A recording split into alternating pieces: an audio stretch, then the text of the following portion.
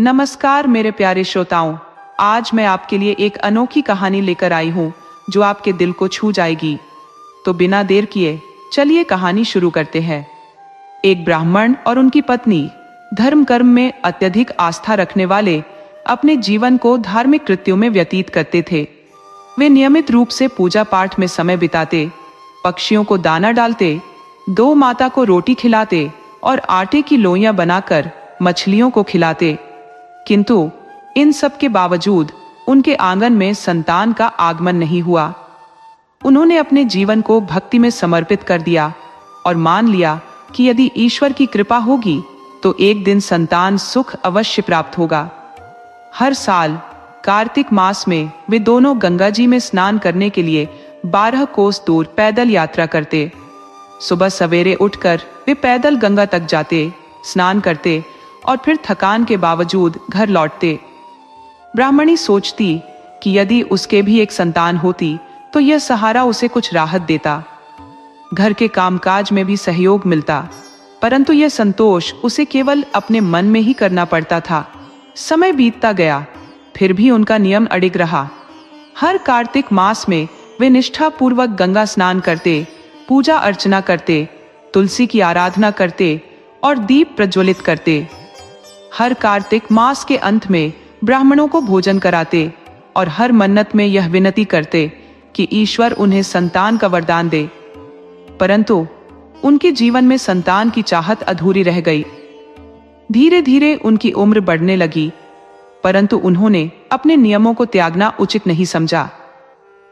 एक दिन ब्राह्मणी का हृदय उदासी से भर गया। उसने विचार किया कि यदि उसका एक बेटा होता तो घर में बहू का आगमन होता, एक बेटी होती तो वह उसके दुख सुख में साथ खड़ी होती। वह सोचती, लोग उसे बांझ कहकर अपमानित करते हैं और एक स्त्री तभी पूर्ण मानी जाती है जब वह मातृत्व का सुख पा सके। समाज की बातें उसे घायल कर देती और वह अकेले में आंसू बहाती। ब्राह्मण उसे समझाते हुए कहते, भाग्य के विधान से ऊपर कुछ नहीं है, हमें भगवान पर विश्वास रखना चाहिए और इस संसार की मोह माया से परे ध्यान केंद्रित करना चाहिए। इस प्रकार दोनों ने अपने जीवन को भक्ति में विलीन कर दिया, एक उम्मीद के साथ कि ईश्वर की कृपा से एक दिन उनकी प्रार्थनाएं अवश्य रंग लाएंगी। समय यूं ही भक्ति में विलीन होता गया, लेकिन ब्राह्मणी का हृदय मातृत्व की अभिलाषा से व्याकुल था। मां बनने का स्वप्न हर स्त्री के लिए एक दिव्य अनुभूति है और वह भी चाहती थी कि उसकी गोद संतान से भरी हो। मगर विधाता की मंशा क्या थी, ये जान पाना उसके बस में नहीं था। कार्तिक मास के अंतिम दिवस पर पूर्णिमा के अवसर पर ब्राह्मण और ब्राह्मणी ने गंगा में पवित्र स्नान किया और ब्राह्मणों को सादर भोजन कराया। भोजन कराते समय ब्राह्मणी की आंखों से अश्रुधाराएं बह निकली और उसके नेत्रों में छलकता संताप किसी ने देख लिया। एक वृद्ध ब्राह्मण ने पूछा, माता, तुम्हारी आंखों में यह उदासी क्यों है? ऐसा क्या दुख है जो तुम्हारे आंसुओं से झलक रहा है? ब्राह्मणी ने नम्रता से कहा, हे ब्राह्मण देवता, मेरे पास सुख समृद्धि की कोई कमी नहीं, किंतु संतान सुख से वंचित होने का दर्द अंतस में घर कर गया है। यदि मेरे कोई संतान होती तो आज मेरे भी घर में बहू होती और मैं भी एक भरे पूरे परिवार का सुख अनुभव करती। किंतु दुर्भाग्यवश लोग मुझे बांझ कहकर उपहास करते हैं। यदि भगवान की कृपा से मुझे एक पुत्र का सौभाग्य मिल जाता तो मेरे जीवन का यह एक बड़ा अधूरापन समाप्त हो जाता। ब्राह्मण ने धीरज देते हुए कहा, माता, विष्णु भगवान पर भरोसा रखो, वे तुम्हारी इच्छा अवश्य पूर्ण करेंगे। ये सुनकर ब्राह्मणी ने फिर से उन ब्राह्मणों को संतोष पूर्वक भोजन कराया, उन्हें दक्षिणा अर्पित कर विदा किया। परंतु उम्र ढलती जा रही थी और ब्राह्मणी का मन विचलित हो उठता। जब भी वह उदास होती, उसका पति उसे सांत्वना देता और कहता, हे भाग्यवान, तुम्हारी इच्छा अवश्य पूरी होगी। ईश्वर के विधान में कुछ न कुछ है, हम बस प्रतीक्षा करें। पति के मुख से ये शब्द सुनकर ब्राह्मणी को कुछ आशा का संबल मिला, परंतु वह जानती थी कि यह प्रतीक्षा कठिन और लंबी है। हर वर्ष कार्तिक मास में दोनों फिर से अपनी श्रद्धा और विश्वास के साथ गंगा स्नान करने जाते और नियम पूर्वक वापस आते। गांव के लोग उनके नियम और आस्था को देखते, किंतु जलने वाले लोग कम न थे। लोग कुछ भी कहे, प्रशंसा करें या आलोचना, ब्राह्मणी पर इसका कोई असर नहीं पड़ता था। उसकी भक्ति अनवरत थी। उसके मन में सिर्फ ईश्वर और उसकी आराधना का स्थान था। तुलसी जी की पूजा में वह रम जाती, राय दामोदर की कथा सुनती और भगवान विष्णु तथा माता लक्ष्मी की प्रार्थना करती। उसकी एकमात्र प्रबल इच्छा थी कि एक पुत्र रत्न की प्राप्ति हो, ताकि उसके माथे से बांझपन का यह कलंक मिट जाए और समाज उसे तिरस्कृत न करे। ब्राह्मण ने अपनी प्रिया को दिन ब दिन मुरझाते देखा और उसका यह दुख उसे भी पीड़ा में डुबो देता। वह जब भी उससे बात करता, ब्राह्मणी की आंखें अश्रुपूरित हो जाती और उसके अपने हृदय में भी वही विषाद उमड़ता, क्योंकि पिता बनने की आकांक्षा उसके मन में भी गहराई से बसी थी। यद्यपि वह अपने दुखों को बाहर नहीं लाता, उसका अंतर्मन व्यथित होता था। जब कार्तिक मास समाप्त हुआ, ब्राह्मण ने एक दिन ब्राह्मणी से कहा, सुनो, मैं तेरे लिए बहू का प्रबंध करूंगा। मेरे लिए मार्ग के लिए कुछ आटा एक थैली में बांध दो और उसमें सोने की कुछ अशर्फियां भी डाल देना। ब्राह्मणी को कुछ समझ में नहीं आया कि ब्राह्मण का मंतव्य क्या है, लेकिन उसने उसकी बात मान ली और आटे की थैली में अशर्फियां डाल दी। ब्राह्मण उस थैली को लेकर अपने गांव से दूर अनजान दिशा में चल पड़ा, बहू की खोज में। वह नदियों और गांवों को पार करता हुआ आगे बढ़ता गया। एक गांव के पास पहुंचा जहां नदी बह रही थी और कुछ कन्याएं जल भरने आई थी। वे अपनी गागरें भरने के बाद मिट्टी से घर बना रही थी। कुछ घरों को गढ़ती और फिर मिटा देती। उन कन्याओं में एक कन्या राधा नाम से पुकारे जाने पर अपना ध्यान आकर्षित कर रही थी। राधा ने अपने हाथों से मिट्टी का एक सुंदर घर बनाया और अपनी सखियों से बोली, देखो, मैंने अपना घर बनाया है। मैं इसे नहीं बिगाड़ूंगी, इसे सजीव रखूंगी, इसे संजो कर रखूंगी। तुम लोग अपने घरों को बना बिगाड़ रही हो, लेकिन मैं अपने इस घर को बड़े प्यार से सहेजूंगी। ब्राह्मण उन युवतियों की बातचीत को सुनते हुए खड़ा था, जो एक दूसरे की सखियां प्रतीत हो रही थी। जब राधा नामक एक कन्या ने कहा कि वह अपने बनाए घर को संजोकर रखेगी और सलीके से सुसज्जित करेगी, तो ब्राह्मण को आभास हुआ कि ऐसी कन्या ही गुणों में पूर्ण होती है। यही लड़की मेरे घर की बहू बनने के योग्य है। वह वर्षों से ऐसी ही कन्या की खोज में भटक रहा था। संध्या होने को थी और सभी कन्याएं अपनी अपनी गागर उठाकर गांव की ओर लौट पड़ी। ब्राह्मण चुपचाप उनके पीछे चल पड़ा। गांव पहुंचने पर कन्याएं अपने अपने घरों की ओर मुड़ गई, जबकि राधा का घर गांव के अंतिम छोर पर स्थित था। ब्राह्मण उसके पीछे पीछे वहां तक गया। राधा के घर पहुंचने के बाद उसने कुछ क्षण प्रतीक्षा की और फिर द्वार पर दस्तक दी। द्वार राधा की मां ने खोला और सामने एक अपरिचित ब्राह्मण को देख अचरज से पूछने लगी, अरे ब्रह्मदेव, आप कौन है? कहां से आए हैं और आपको क्या चाहिए? ब्राह्मण ने उत्तर दिया, देवी, मैं एक राहगीर हूं। अपने गांव लौट रहा था, परंतु संध्या का समय हो गया है और भूख भी लग रही है। यदि आप कृपा करके मुझे 2 रोटियां दे सके तो आपकी बड़ी कृपा होगी। ब्राह्मण ने अपने अंदाज से भांप लिया था कि यह ब्राह्मण परिवार ही है। अंदर प्रवेश करते ही उसने देखा कि राधा के पिता वहां बैठे हुए हैं।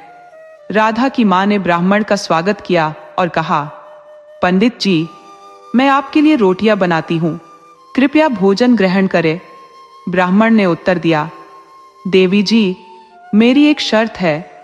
मैं किसी अन्य के घर का अन्न नहीं ग्रहण करता, परंतु मैंने अपना आटा साथ में लाया है। यदि आप कृपया इसे चलनी से छान कर रोटियां बनाए तो मैं यही भोजन कर लूंगा। कार्तिक मास का स्नान व्रत चल रहा है और नियम पूर्वक मैं दूसरों का अन्न नहीं खाता हूं। राधा की मां ने मुस्कुराते हुए कहा, ठीक है पंडित जी, लाइए, आपकी झोली से मैं आटा लेकर रोटियां बना देती हूं। उन्होंने झोली में से आटा निकाला और चलनी से छानने लगी। जैसे ही उन्होंने आटे को चलनी में डाला, उनकी आंखें आश्चर्य से फैल गई। आटे में से सोने की अशर्फियां निकलने लगी। ये देख उनकी सोच में डूब गई कि यह ब्राह्मण कितना धनी होगा, जिसके आटे में भी सोने की अशर्फियां है। उधर ब्राह्मण राधा के पिता से बातचीत में व्यस्त था। दोनों आपस में संवाद कर रहे थे जब उन्होंने ब्राह्मण से पूछा, ब्रह्मदेव, आप किस गांव से आए हैं और किस दिशा में जा रहे हैं?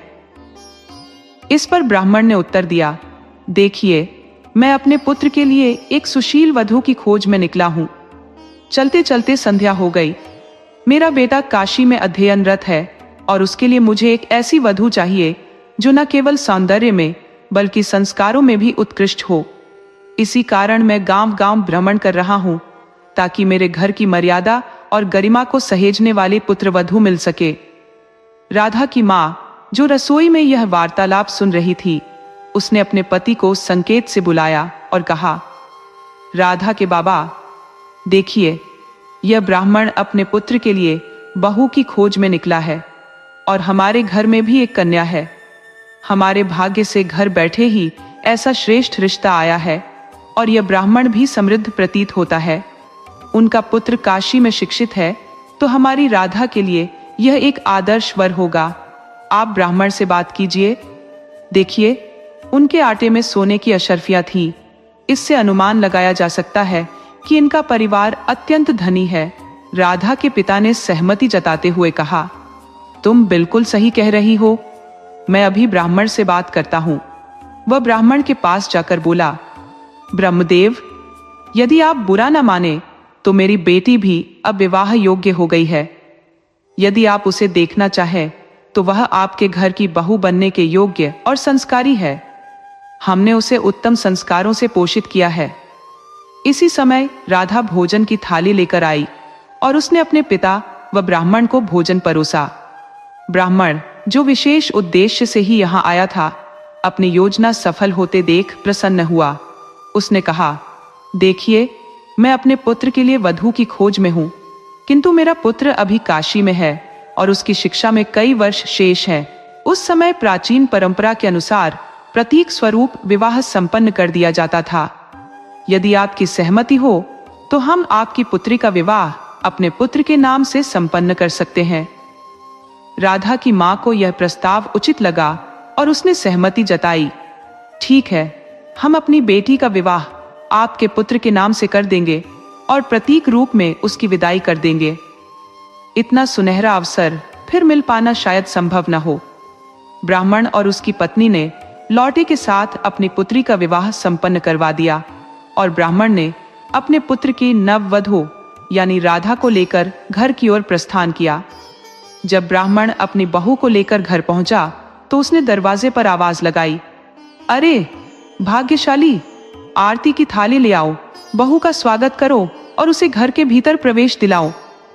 देखो, आज तुम्हारे आंगन में बहू आई है। ये सुनकर ब्राह्मणी को विश्वास नहीं हुआ। उसके मन में एक शंका उठी, बिना बेटे के बहू कैसे आ सकती है? उसने ब्राह्मण से कहा, स्वामी, क्या आप मुझसे मजाक कर रहे हैं? क्यों मेरा उपहास कर रहे हैं? इस पर ब्राह्मण ने उत्तर दिया, अरे भाग्यवान, दरवाजा खोलकर तो देखो, कम से कम एक बार तो दृष्टि डालो। जैसे ही ब्राह्मणी ने दरवाजा खोला, उसके सामने एक अद्वितीय सौंदर्य की प्रतिमूर्ति खड़ी थी, मानो साक्षात लक्ष्मी स्वयं घर में पधारी हों। उस सुंदर नववधू को देखकर ब्राह्मणी की आंखें विस्मित रह गईं और वह अपने देखे हुए पर विश्वास न कर सकी।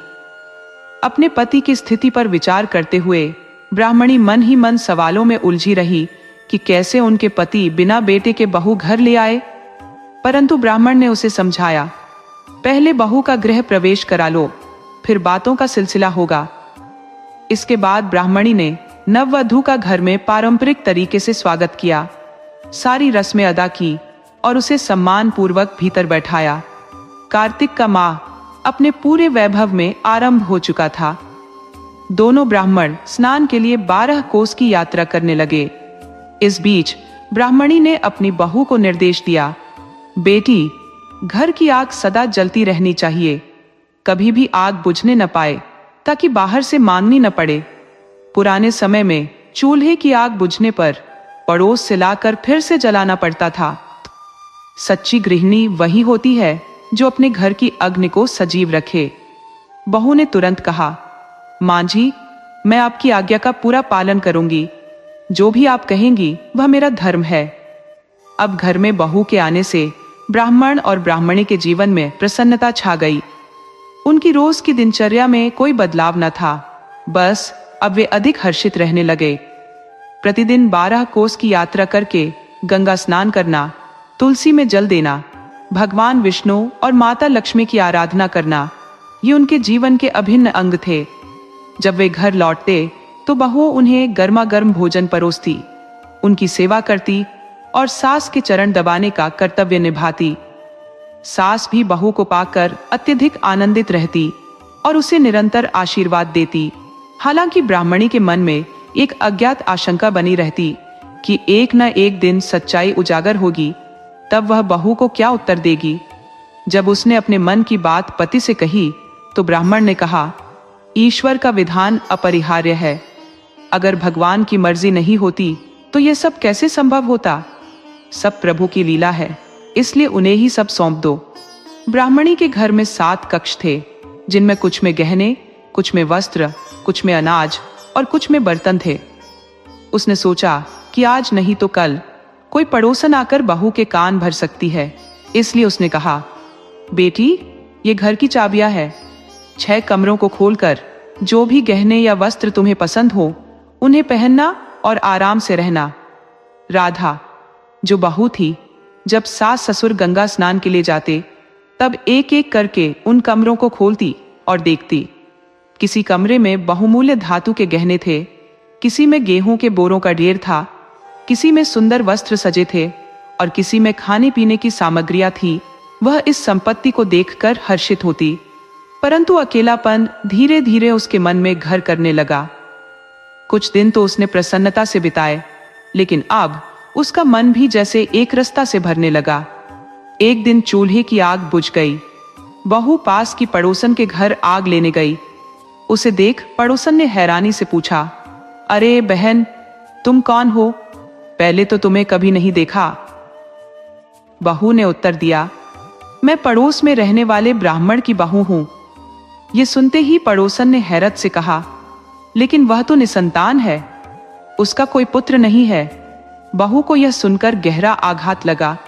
उसने शांत स्वर में कहा, आप ऐसा क्यों कह रही हैं? उनका बेटा काशी में पढ़ाई करने गया है, मैं उसकी पत्नी हूं। पड़ोसन ने फिर कहा, बहन, यहां हम सभी वर्षों से रह रहे हैं, पर हमने कभी उनके बेटे को नहीं देखा।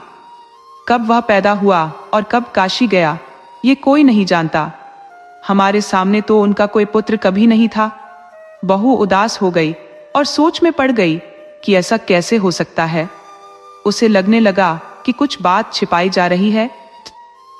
उसने वापस घर जाकर अपनी सास से कोई बात नहीं की, पर मन में यह प्रश्न गूंजता रहा। अगले दिन वही पड़ोसन फिर मिली और कहने लगी, बेटी, एक काम करो, आज खाना पकाते समय दाल में खूब सारा नमक डाल देना और रोटियां जली कड़ी बना देना। देखना तुम्हारे सास ससुर क्या प्रतिक्रिया देते हैं। बहू ने उसकी बात मान ली। जब ब्राह्मण और उनकी पत्नी गंगा स्नान से लौटे तो घर में सब कुछ बदला बदला सा लगा। न तो बहू ने उनके हाथ पैर धुलवाए, न ही उन्हें चाय नाश्ता दिया। सास ने चिंतित होकर सोचा कि शायद बहू किसी की बातों में आ गई है। जब भोजन परोसा गया तो दाल में बहुत ज्यादा नमक था और रोटियां भी अधजली थी। सास ने बहू से कहा, बेटी, ये कैसा खाना बनाया है? बहू ने खींचते हुए कहा, जैसे बिना बेटे के बहू आ जाती है वैसे ही खाना बना दिया है, खा लीजिए जैसा भी है। ये सुनते ही सास के मन में गहरा धक्का लगा। उसने बहू से पूछा, बेटी, तुम्हें किसने ये सब बताया? बहू ने कहा, माँ जी, मुझे आप पर विश्वास है, लेकिन मन में सवाल उठता है, आखिर कब आएंगे आपके पुत्र? मुझे भी तो अपने पति को देखना है। सास ने बहू को भरोसा दिलाते हुए कहा, हमारा बेटा है और एक दिन वह अवश्य लौटेगा। यह घर, ये सभी संपत्ति सब तुम्हारे लिए ही है, बेटी। सास के शब्दों में गहरी सच्चाई और आश्वासन था, जिससे बहू के मन का संशय धीरे धीरे शांत होने लगा। वह कहने लगी, माँ जी, इस संपत्ति का क्या लाभ यदि मेरे पति ही नहीं है? मुझे तो मेरा पति चाहिए। बहू को ब्राह्मण और ब्रह्माणी ने बहुत समझाने का प्रयास किया, किंतु उसने अपनी जिद नहीं छोड़ी और अनशन पर अड़ी रही। अगले दिन जब सास ससुर गंगा स्नान के लिए प्रस्थान कर रहे थे, बहू ने कहा, माँ जी, आपने अब तक मुझे पूरे घर की चाबियां नहीं सौंपी है। यदि आपके मन में मुझ पर कोई संदेह नहीं है तो कृपया मुझे सभी कक्षों की चाबियां दीजिए, विशेष रूप से उस 7वें कक्ष की जिसे मैंने अब तक नहीं खोला है। बुजुर्ग माए ने सोचा कि शायद 7वां कक्ष न देखने के कारण बहू नाराज हो रही है।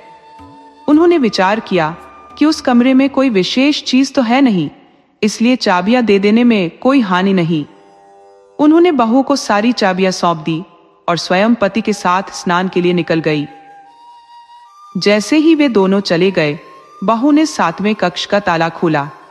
दरवाजा खोलते ही उसने जो दृश्य देखा उससे उसकी आंखें विस्मित रह गई। उस कक्ष में तो स्वयं गंगा जी प्रवाहित हो रही थी। उसने देखा कि वहां एक युवक पीपल के पेड़ के नीचे बैठकर पढ़ाई कर रहा था। यह देख वह सोचने लगी, अच्छा, तो सासू माँ ने मुझसे मजाक किया था। रोशन ने भी मुझे गुमराह किया। उनका पुत्र तो यहाँ मौजूद है और कितना सुंदर, एकदम राजकुमार जैसा। बहू उसके पास गई, उसके चरण स्पर्श किए और उसे बड़ी आत्मीयता महसूस हुई। बातें करने लगी, मैं आपकी पत्नी हूं। उस युवक ने कहा, अच्छा, आप कब बनारस से लौटी? बहू ने जवाब दिया कि वह आज ही आई है। उसने उसे बताया, माँ को इस बारे में न बताना, मैं इस कमरे में रहूंगा। वे नाराज हो सकती है क्योंकि मैं बिना बताए लौट आया हूं। बहू ने हामी भर दी, ठीक है, मैं उन्हें नहीं बताऊंगी। इसके बाद बहू ने साज श्रृंगार में रमना शुरू कर दिया और अपने सास ससुर की सेवा में लग गई। शाम को जब सास ससुर लौटे तो बहू ने उनके हाथ पैर धुलवाए, उनके लिए लाजवाब भोजन बनाया, खीर, पूरी, हलवा, सब्जियां। यह देखकर ब्राह्मण और उनकी पत्नी एक दूसरे का मुंह ताकने लगे। सुबह तक तो बहू रूठी हुई थी, अब अचानक इतना बदल कैसे गई? सास ने सोचा, शायद गहने कपड़े देखे होंगे, इसीलिए खुश हो गई है। बहू ने सास के पैर दबाए, जिससे सास भी खुश हो गई। ब्राह्मण परिवार में सभी आनंदित हो गए और बहू भी प्रसन्न दिखने लगी। बहू ने जब सास से यह रहस्य साझा किया कि वह गर्भवती है तो सास हैरान रह गई। उन्होंने सोचा, हमारा तो बेटा काशी में है, तो बहू गर्भवती कैसे हो सकती है? बहू ने सासू माँ को समझाया, माँ जी, 7वें कमरे में जहाँ गंगा बहती है वहीं आपका बेटा है। उसने मुझे इस बारे में आपसे न बताने के लिए कहा था क्योंकि वह काशी पढ़ाई के लिए गया था और बिना बताए यहाँ लौट आया। सास चकित रह गई। ब्राह्मण को संदेह हुआ कि आखिर कौन है जो 7वें कमरे में जाकर उनकी बहू को छल रहा है। फिर एक दिन ब्राह्मण और ब्राह्मणी अपनी बहू के साथ 7वें कमरे में गए और जो देखा वह अविश्वसनीय था। गंगा मैया का प्रवाह वहां प्रवाहित हो रहा था और गंगा किनारे पीपल के विशाल पेड़ के नीचे एक सुंदर युवक विद्या अध्ययन में लीन बैठा था। बहू उस युवक को अपना पति मान रही थी। युवक का तेज ऐसा था मानो राजकुमार हो और उसे देखकर ब्राह्मण दंपत्ति हतप्रभ रह गए। ब्राह्मण पूछने लगे, तू कौन है बेटा? क्या तू देव है, कोई भूत प्रेत या फिर कोई दिव्य आत्मा? उस युवक ने सहजता से उत्तर दिया, पिताजी, मैं न तो कोई भूत हूं न देव, मैं तो भगवान विष्णु की कृपा से आपका पुत्र हूं। मुझे आप तक पहुंचने का सौभाग्य मिला है। यह सुनकर ब्राह्मण और ब्राह्मणी स्तब्ध रह गए और सोच में पड़ गए कि यही भगवान की कैसी लीला है। उसी क्षण भगवान विष्णु और माता लक्ष्मी वहां प्रकट हो गए और उनके साथ गंगा मैया भी साक्षात उपस्थित हो गई। विष्णु भगवान ने कहा, हे ब्राह्मण ब्राह्मणी, तुमने जो कर्तव्य, पूजा पाठ और साधना का पालन किया है उसका प्रतिफल अब तुम्हें पुत्र रूप में प्राप्त हुआ है। कार्तिक मास के पुण्य और आपकी निष्ठा से मैं प्रसन्न हूं। ब्राह्मणी विष्णु भगवान से विनती करने लगी, प्रभु, मुझे तो बांझ होने का कलंक है, समाज इस सत्य को कैसे मानेगा? तब माता लक्ष्मी ने कहा, तुम चिंता मत करो, जब तुम इस पुत्र को अपने वक्ष से लगाओगी तो दूध की धारा स्वयं प्रवाहित हो जाएगी और यह सबके समक्ष सत्य साबित होगा। यह सुनकर ब्राह्मणी अत्यंत हर्षित हो गई। उन्होंने अपने पुत्र को हृदय से लगाया और भगवान के चरणों में गिर पड़ी। भगवान विष्णु ने उन्हें आशीर्वाद दिया, तथास्तु, और वे अंतर्ध्यान हो गए। अगले दिन ब्राह्मण दंपत्ति ने अपनी बहू की गोद भराई का आयोजन किया और आस पड़ोस की सभी स्त्रियों को आमंत्रित किया। इस शुभ अवसर पर आसपास की महिलाएं कानाफूसी करने लगी, परंतु ब्राह्मण परिवार गर्व से भर उठा। पड़ोस की औरतें आपस में कुचक्र रचते हुए कहने लगी, अरे, ये गोद भराई का आयोजन क्यों? बहू तो शायद चरित्रहीन है, इनके तो कोई संतान भी नहीं है, फिर गर्भवती कैसे हो गई? और बिना किसी चर्चा के बहू घर में कैसे आ गई? इन बातों पर ब्राह्मणी मन ही मन मुस्कुराई। तभी औरतें आग्रह करने लगी, अरे ब्राह्मणी जी, अपने पुत्र के तो दर्शन कराओ, आज तक तो हमने उसे देखा ही नहीं। हम तो बरसों तक तुम्हें बांझ कहकर पुकारते रहे, और आज अचानक तुम्हारे पुत्र का आगमन कैसे हुआ? तब ब्राह्मणी शांत स्वर में बोली, धैर्य रखो, मेरे पुत्र का जन्म अद्भुत सौंदर्य के साथ हुआ था, ऐसा कि किसी की दृष्टि उस पर ना पड़ जाए। इस भय से मैंने उसे सदा छिपाकर रखा, और जब वह विद्या प्राप्ति योग्य हुआ तो उसे उसके मामा के साथ काशी भेज दिया। अब वह अपनी शिक्षा पूर्ण कर लौट आया है। फिर उसने अपने पुत्र विष्णु को पुकारा। जब वह युवक बाहर आया तो उसकी राजकुमार सरीखी आभा देखकर औरतों के मुख विस्मय से खुल गए। वे बुदबुदाने लगी, ब्राह्मणी सच कहती थी। यह इसलिए उसे बाहर नहीं लाती थी कि कहीं किसी की दृष्टि उस पर न लग जाए। और ब्राह्मणी ने जैसे ही अपने पुत्र को वक्ष से लगाया तो उनके सीने से दूध की धारा बहने लगी, जिससे सभी को यह सत्य प्रमाणित हो गया कि वास्तव में यह उसका पुत्र ही है। समय के साथ 9 महीने बाद एक चंद्रमा सा सुकोमल पोता भी हुआ। अब ब्राह्मण का परिवार पूर्णता को प्राप्त हो गया। पुत्र, पोते और बहू के साथ उसका घर आंगन खुशियों से महक उठा। ये सब कार्तिक स्नान के पुण्य फल का प्रतिफल था। ब्राह्मण और ब्राह्मणी का जीवन सुख शांति से भर गया। कार्तिक मास के स्नान के कारण उन्हें पुत्र, धन और संतोष की प्राप्ति हुई और उनके सभी दुख समाप्त हो गए।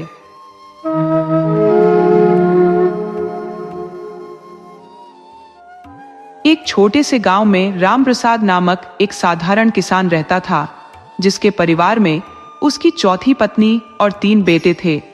उनकी आजीविका का साधन उनकी खेती थी, जिससे वह अपने परिवार का खर्चा चलाते थे। आज रामप्रसाद अत्यंत आनंदित था, क्योंकि उसकी पत्नी ने एक चौथे बेटे को जन्म दिया था। आसपास के लोग बधाइयां दे रहे थे और रामप्रसाद का हृदय खुशी से उमड़ रहा था। वह कह रहा था, प्रभु ने मुझे 4 कंधे दिए हैं, अब मुझे किसी और चीज की जरूरत नहीं है। रामप्रसाद ने अपने बड़े बेटे का नाम रामो, दूसरे का श्यामो और तीसरे का राजू रखा था।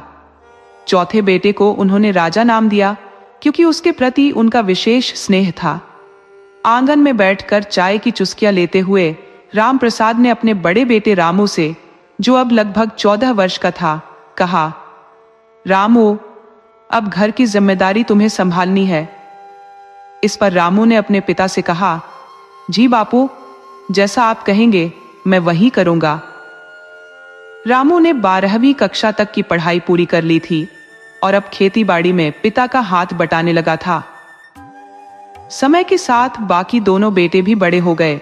श्यामू पढ़ाई के लिए दिल्ली चला गया, जबकि राजू एक अच्छे स्कूल में पढ़ाई कर रहा था। समय बीतता गया और रामू का विवाह हो गया।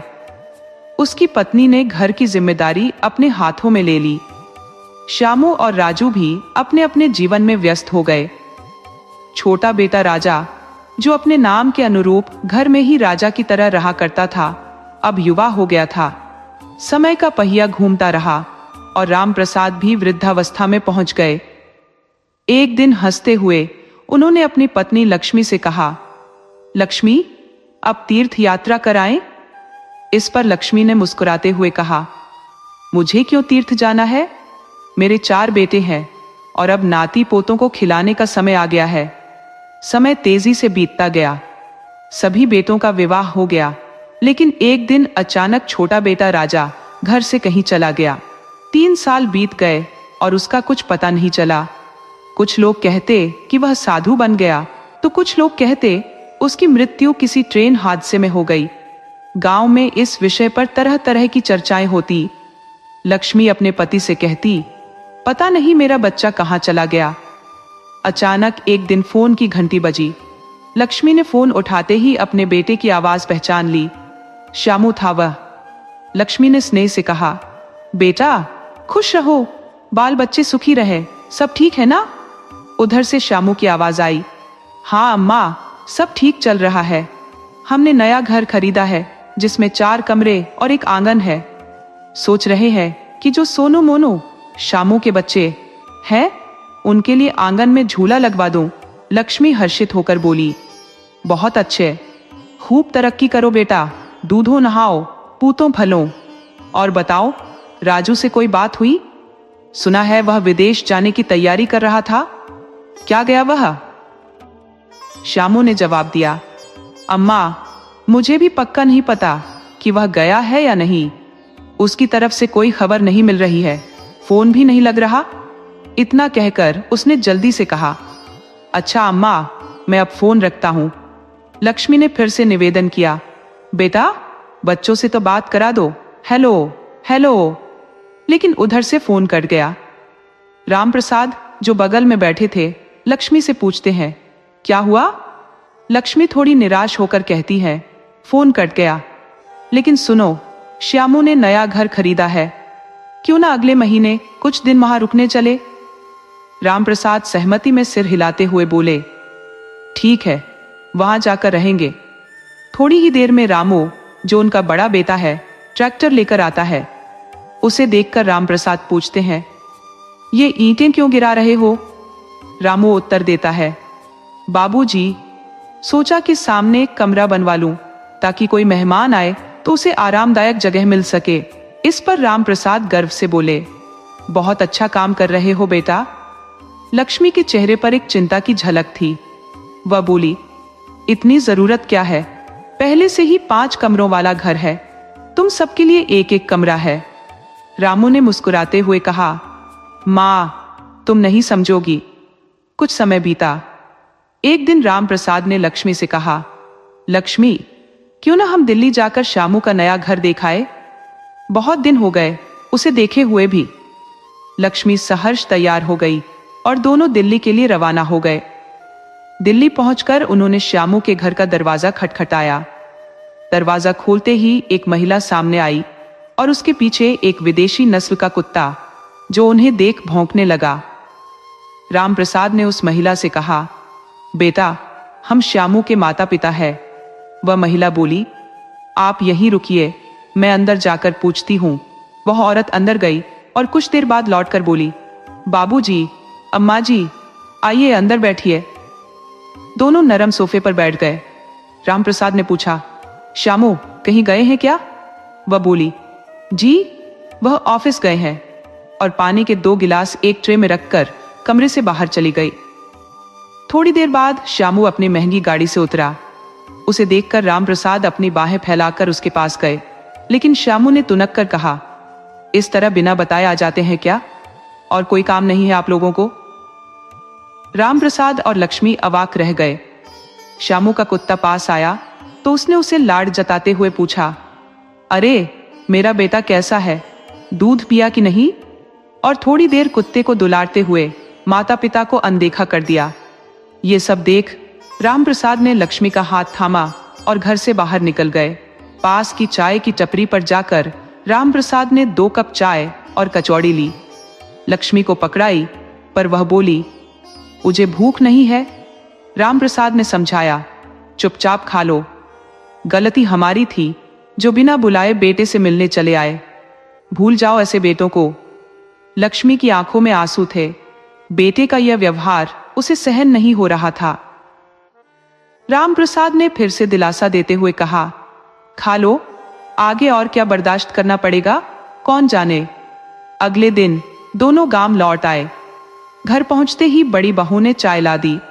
रामप्रसाद ने कहा, बाहर का कमरा बन गया लगता है, 2-4 दिन में पूरा हो जाएगा। बड़ी बहू ने सिर हिलाया, लेकिन लक्ष्मी अब भी खामोश थी। उसके मन में न जाने क्या चल रहा था।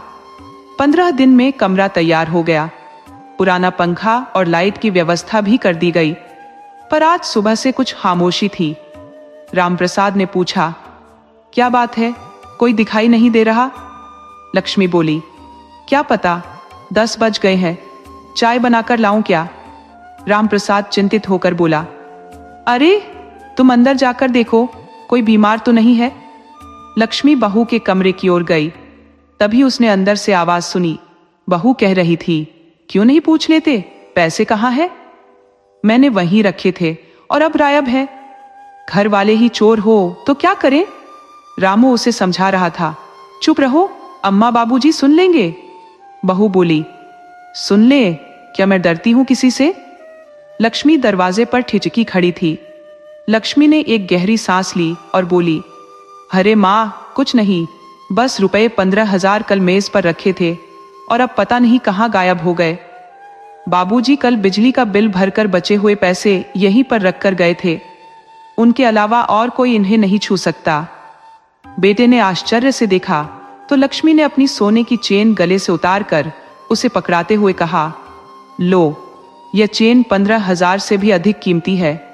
अब चुप हो जाओ, हमने लाखों रुपए तुम पर लुटा दिए और अब तुम अपने ही पिता पर चोरी का इल्जाम लगा रहे हो। लक्ष्मी यह कहते हुए घर के बाहर लगे नीम के पेड़ के पास जाकर बैठ गई। कुछ देर बाद रामप्रसाद ने पास आकर पूछा, क्या हुआ लक्ष्मी, इतनी उदास क्यों हो? लक्ष्मी ने थकी हुई आवाज में कहा, कुछ नहीं, बस यूं ही थक गई हूं। थोड़ी देर रुककर वह बोली, जब हमारे 4 बेटे हुए थे तो आपने कहा था कि ये बुढ़ापे की लाठी होंगे, लेकिन अब ऐसा क्यों नहीं लगता? रामप्रसाद ने समझाते हुए कहा, लक्ष्मी, कैसी बातें कर रही हो, अपने ही बच्चे हैं, कुछ हुआ क्या? लक्ष्मी ने सिर झुका लिया और कुछ नहीं बोली। अगली सुबह रामप्रसाद और लक्ष्मी ने बेटे रामू से कहा, उठ बेटा, कुछ बात करनी है। रामू ने उनींदी आंखों से कहा, क्या बात है बाबूजी? रामप्रसाद बोला, बेटा, सुबह के 6 बजे बज रहे हैं, नई बात क्या है? रामू ने ठंडी आवाज में जवाब दिया, आप दोनों उस नए कमरे में चले जाइए। माँ, अब आप लोगों की सेवा करके थक चुकी है, 2 बच्चों को भी देखना होता है, घर का काम भी संभालना पड़ता है, और वह भी इंसान है, मशीन नहीं। रामप्रसाद ने ठंडी आवाज में कहा, हाँ बेटा, हम जानते हैं, लेकिन तुम्हारी माँ ने भी तो 4-4 बच्चों को अकेले संभाला है। आज भी वह तुम्हारे दोनों बेटों का सारा काम करती है, खिलाने से लेकर कपड़े धोने तक सब कुछ तुम्हारी माँ ही करती है। रामू गुस्से में बोला, तो आपका कहने का मतलब है कि मेरी पत्नी कुछ नहीं करती? लक्ष्मी चौंक कर उठ बैठी और बोली, बस रामप्रसाद, चलो, अब हमें नया घर मिल गया है, सामान बांधो और चलो यहां से। रामप्रसाद ने कहा, ये क्या कह रही हो लक्ष्मी? लेकिन लक्ष्मी ने दृढ़ स्वर में कहा, चुप रहो, बस चलो। दोनों ने चुपचाप अपना सामान बांधना शुरू कर दिया। पोते उनके पास आकर लिपट गए, रोते हुए बोले, दादा दादी, आप हमें छोड़कर मत जाइए। रामप्रसाद और लक्ष्मी ने पोतों को सांत्वना देते हुए कहा, अरे रोते क्यों हो, हम यहीं पास के कमरे में ही तो जा रहे हैं। रामप्रसाद कमरे से बाहर निकलते ही लक्ष्मी को कुछ काम बोलकर रवाना हो गए। जब काफी समय बीत गया और वे लौटे नहीं तो लक्ष्मी की चिंता बढ़ने लगी। वह बुदबुदाई, इतनी देर हो गई, आखिर गए कहां? तभी उसने रामप्रसाद को आते देखा। वह बोले, अरे सब्जी, तेल, मसाले, चावल, आटा सब तो घर में चाहिए ना, यही लेने गया था। लक्ष्मी ने हैरानी से पूछा, कहां से लेकर आए ये सब? मुस्कुराते हुए रामप्रसाद बोले, दुकान से। चलो अब गर्मा गर्म आलू की सब्जी और पराठे बनाओ। लक्ष्मी ने उनके लिए सब्जी और पराठे तैयार किए। खाने के दौरान रामप्रसाद ने कहा, खाओ लक्ष्मी, बढ़िया बनते हैं तुम्हारे हाथों से, अब हमें और भी मजबूत बनना होगा। मेरी नौकरी लग गई है एक कपड़े की दुकान पर। रामप्रसाद ने गर्व से बताया, मुझे रुपये 5,000 महीना मिलेगा। बस दिन भर की बिक्री का हिसाब रखना होगा। लक्ष्मी ने तसल्ली से कहा, ऊपर वाला हमारी मदद कर ही देता है। कुछ समय बाद राम प्रसाद ने एक गाय खरीदी, फिर एक टेलीविजन और कुर्सी भी ले आए। दोनों टेलीविजन पर कोई कार्यक्रम देख रहे थे। उनकी हंसी की आवाज बाहर तक गूंज रही थी। रामू की पत्नी ने रामू से कहा, देखो इन्हें अलग करके कितने खुश हैं। इस उम्र में भी रुपये 5,000 कमा रहे हैं। अगर तुमने जल्दबाजी में इन्हें बाहर न निकाला होता तो ये पैसे हमारे काम आते। रामू चिढ़ते हुए बोला, मुझे मत कोसो। एक काम करते हैं, उन्हें नए कमरे से भी निकाल देते हैं। अगले दिन दोनों उनके पास पहुंचे। लक्ष्मी बाहर आकर पूछी, क्या बात है? वे बोले, निकलो यहां से। लक्ष्मी ने संयम से जवाब दिया, तुम्हारे बाबूजी यहां नहीं है, बाद में बात करना। तभी एक लड़का दौड़ता हुआ आया और राम प्रसाद को बुला लाया। राम प्रसाद ने कहा, इतना बड़ा घर हमने बनाया तुम्हारे लिए और हमें निकालना चाहते हो? याद रखना, अभी जमीन का बंटवारा नहीं हुआ है। मैं तुम्हें अपनी संपत्ति से बेदखल कर दूंगा। राम प्रसाद ने लक्ष्मी से कहा, अंदर चलो, क्यों घबराती हो? अभी मैं जिंदा हूं। दोनों का मन भारी था। बेटे बहू के इस व्यवहार ने उन्हें गहरा आघात पहुंचाया था। रात को बिस्तर पर लेटे हुए लक्ष्मी पंखे की ओर एकटक देख रही थी। उसने कहा, 4 बेटे, बहुएं, पोते, लेकिन कोई भी किसी काम का नहीं। भरा पूरा परिवार है, पर मेरे जाने के बाद तुम्हारा क्या होगा? राम प्रसाद ने उसे शांत करते हुए कहा, चुप हो जाओ लक्ष्मी, ऐसा क्यों बोलती हो? अगले दिन सुबह लक्ष्मी उठी नहीं। राम प्रसाद ने उसे जगाने की बहुत कोशिश की, लेकिन जब वह नहीं उठी तो उनकी आंखें उस साड़ी और सोने की चेन पर टिक गई जो वह लक्ष्मी के लिए लाए थे। राम प्रसाद ने साड़ी और चेन को एक बार और देखा, फिर उन्हें हाथ में लेकर कुर्सी पर थक कर बैठ गए। उसने चारों बेटों को अपनी मां के चले जाने की खबर भेजी। वहीं कुर्सी पर बैठे बैठे उसके आंसू थमने का नाम ही नहीं ले रहे थे। गांव के लोग, बेटा बहू सभी वहां जमा हो गए। बड़े बेटे रामू ने आकर कहा, बाबूजी, बाबूजी, लेकिन तब तक राम प्रसाद ने भी अंतिम सांस ले ली थी। लक्ष्मी और राम प्रसाद का एक साथ अंतिम संस्कार किया गया। पूरा परिवार जुटा, चारों बेटे, बहुएं, पोते पोतिया, सभी ने मिलकर गांव में भव्य भोज का आयोजन किया। खूब दान दक्षिणा दी।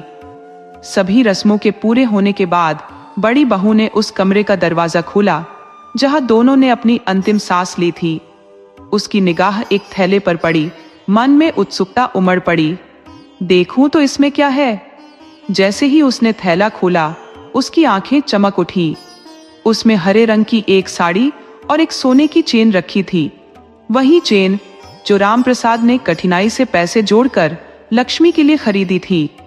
बड़ी बहू खुश होकर बोली, चलो, जाते जाते कम से कम कुछ छोड़ गए मेरे लिए। उसकी यह बात सुनकर आसपास खड़े लोग भी मुस्कुरा उठे। लेकिन इस दृश्य के बीच दुखी केवल बड़े बेटे के दोनों बच्चे थे, जो एक दूसरे से कह रहे थे, अब दादी दादू कभी नहीं आएंगे, अब हमारे साथ नहीं खेलेंगे, अब हमें कोई कहानी नहीं सुनाएगा। कितनी अजीब बात है कि संतान की चाहत में इंसान अपनी पूरी जिंदगी लगा देता है और बदले में क्या मिलता है? बहुत कम ही लोगों को यह सौभाग्य मिलता है कि उनके बुढ़ापे का सहारा उनके बच्चे और बहुएं बने। अधिकतर को तो बस जीवन का खालीपन ही नसीब होता है।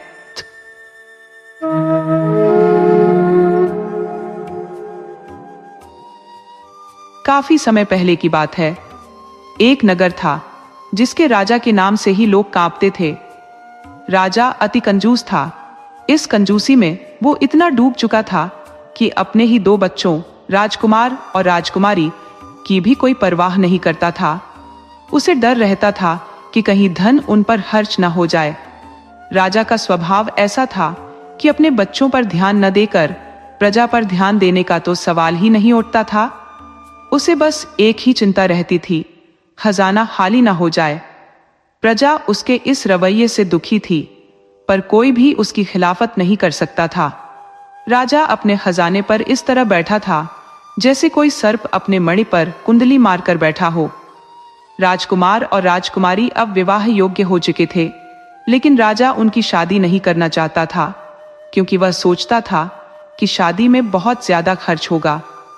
समय बीतता गया, बच्चे बड़े होते गए और राजा भी बूढ़ा हो गया, लेकिन उसकी कंजूसी की आदत में कोई कमी नहीं आई। रानी ने कई बार राजा को समझाने की कोशिश की, पर जो भी राजा को समझाने जाता वह उसे डपट कर भगा देता। राजा का डर इतना था कि किसी की हिम्मत नहीं होती थी उसके सामने कुछ कहने की।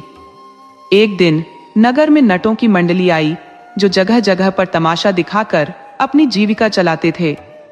नटों का सरदार राजा के दरबार में पहुंचा और हाथ जोड़कर प्रणाम किया। उसने कहा, महाराज, हम आपको तमाशा दिखाने आए हैं। अगर आपको हमारा तमाशा पसंद आए तो हमें इनाम दीजिएगा। पर राजा, जो अत्यधिक कंजूस था, इनाम क्यों देता? उसने सोचा, अगर मैंने तमाशा देखा तो मुझे इन्हें इनाम देना पड़ेगा, जो मैं बिल्कुल नहीं चाहता। इसलिए राजा ने बहाना बनाते हुए कहा, मेरे पास अभी समय नहीं है, राज कार्य में व्यस्त हूं, जब समय मिलेगा तब बुला लूंगा। बेचारा नट अपना मुंह लटकाकर लौट आया। उसकी मंडली नगर में ही रुक गई, इस उम्मीद में कि शायद किसी दिन राजा उनका तमाशा देख ले। सरदार नाराज था।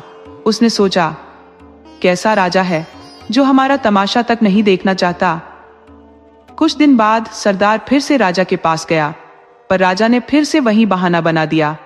उसने कहा, मुझे शिकार पर जाना है, अभी समय नहीं है।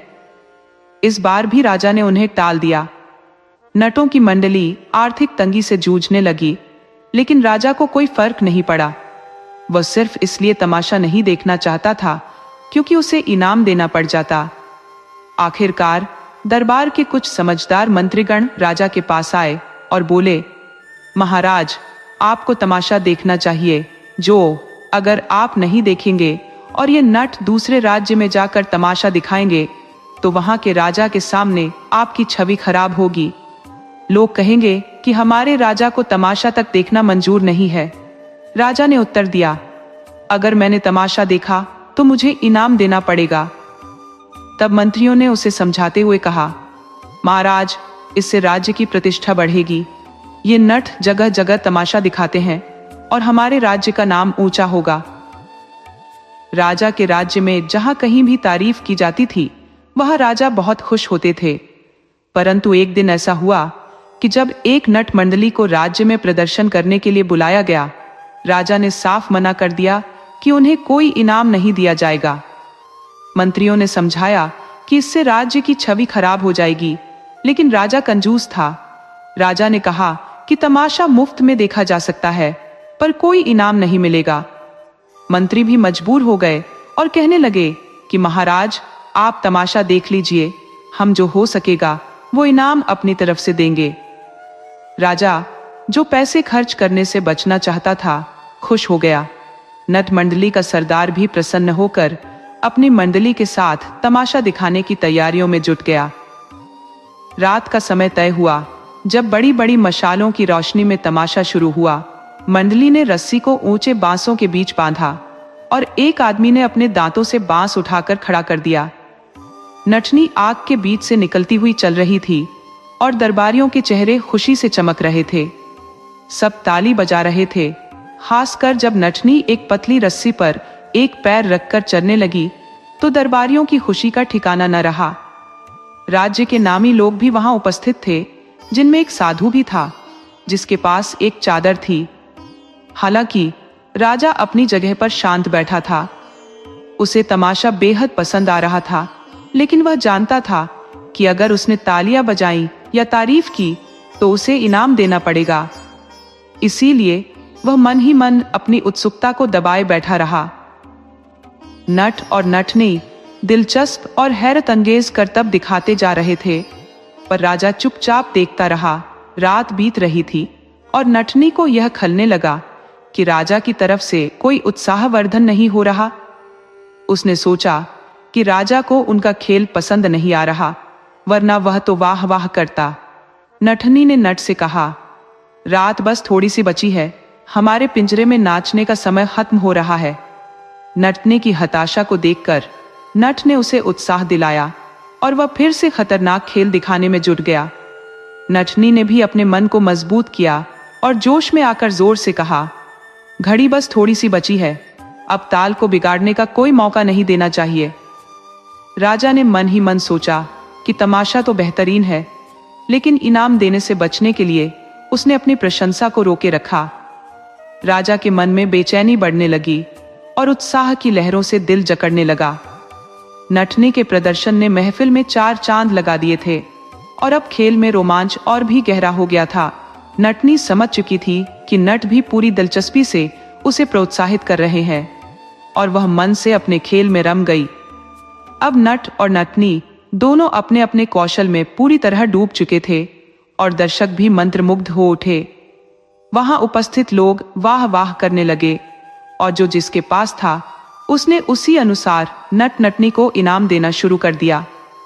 लोगों ने अपनी सहूलियत के हिसाब से पुरस्कृत किया। ये देखकर नटनी के मन में थोड़ी उम्मीद जागी कि लोग उनके खेल से खुश हो रहे हैं। वहीं एक साधु जो खेल देख रहा था वह भी अपनी जगह से उठा और नट नटनी को प्रोत्साहन देते हुए अपनी चादर उन्हें दे दी। साधु की इस उदारता ने माहौल में एक और जोश भर दिया। उधर राजकुमार जो बड़े ध्यान से तमाशा देख रहा था अपने आप को रोक नहीं पाया और उसने भी नट को अपनी गली का हार दे दिया। ये देखते ही राजा के दिल में तूफान उठ गया, क्योंकि वह खुद कंजूस था और राजकुमार का हार देना उसके लिए सहन करना मुश्किल था, लेकिन सबके सामने वह कुछ कह भी नहीं सकता था। राजकुमारी ने भी अपनी हीरे की अंगूठी उतारकर नटनी को दे दी। राजा के मन में यह देखकर चिंता और क्रोध दोनों ही उठने लगे, क्योंकि वह सोचने लगा कि ये दोनों बच्चे कितना लापरवाह है। उन्हें यह भी समझ नहीं कि धन कैसे कमाया जाता है। राजा के दिल में विचारों का तूफान उठने लगा और वह मन ही मन इस बात को लेकर बेचैन हो उठा कि आखिर इन लोगों ने ऐसी कौन सी खास बात देखी जो इन्हें इतना उत्साहित कर रही थी। खेल खत्म होने के बाद भी राजा के मन में सवाल उठते रहे। आखिरकार उसने राजकुमार, राजकुमारी और साधु को दरबार में बुलाने का आदेश दिया। तीनों सम्मान पूर्वक राजा के सामने आए और उसे प्रणाम किया। सबसे पहले राजा ने साधु से पूछा, महाराज, आपने अपनी चादर नट को क्यों दे दी? आपको ऐसा क्या खास लगा? साधु ने विनम्रता से कहा, राजन, जब मैं यहाँ आया था तो आपका वैभव देखकर मुझे भी विलासिता की ओर आकर्षण होने लगा था, लेकिन नट की बातों ने मेरी आंखें खोल दी। उसने मुझे सत्य का एहसास कराया और मुझे यह समझाया कि मुझे अब इस सांसारिक मोह से बचना चाहिए। उसी प्रसन्नता में मैंने अपनी चादर उसे दे दी। राजा ने साधु की बात सुनकर चुप हो गया और फिर उसने वही सवाल राजकुमार से किया। राजकुमार ने सिर झुकाए हुए कहा, पिताजी, मैं भी अब बड़ा हो गया हूँ, एक युवक हूँ, पर आप मुझे खर्च करने के लिए एक फूटी कौड़ी भी नहीं देते। ऐसे में मैं आखिर कैसे चैन से जी सकता हूँ? मेरी भी इच्छाएं हैं, मेरी भी चाहते हैं, पर आपने कभी यह जानने की कोशिश नहीं की कि आपके बच्चों की जरूरतें क्या है। इसी कारण से मैंने मन ही मन यह तय कर लिया था कि मैं आपकी हत्या कर दूं और इस राज्य का स्वामी बन जाऊं। लेकिन नट की बातों ने मेरी आंखें खोल दी। जब उसने कहा कि घड़ी गई थोड़ी रही, तब मुझे समझ में आया कि आप अब वृद्ध हो गए हैं। आप कितने दिन और जिएंगे? आपको मारकर मैं पाप का भागी क्यों बनूं? नट की बातों ने मेरे मन को शुद्ध कर दिया। मैंने अपने बुरे विचारों को त्याग दिया। इसी के चलते मैंने अपने गले का हार उसे भेंट कर दिया। इसके बाद राजा ने राजकुमारी से पूछा, तुमने इनाम क्यों दिया? राजकुमारी ने जवाब दिया, पिताजी, मैं भी अब बड़ी हो गई हूँ, विवाह योग्य हो चुकी हूँ, पर आप मेरे विवाह के बारे में सोचते ही नहीं, क्योंकि आपको डर है कि शादी में पैसा खर्च हो जाएगा। एक औरत के जीवन में सुख की भी जरूरत होती है। सही समय पर विवाह होना जरूरी है, लेकिन आपने इस बारे में सोचा ही नहीं। मेरी उम्र निकलती जा रही है। लाख कोशिशों के बाद भी मैं खुद को संभालती हूँ, लेकिन कहीं ना कहीं दिल फिसल ही जाता है।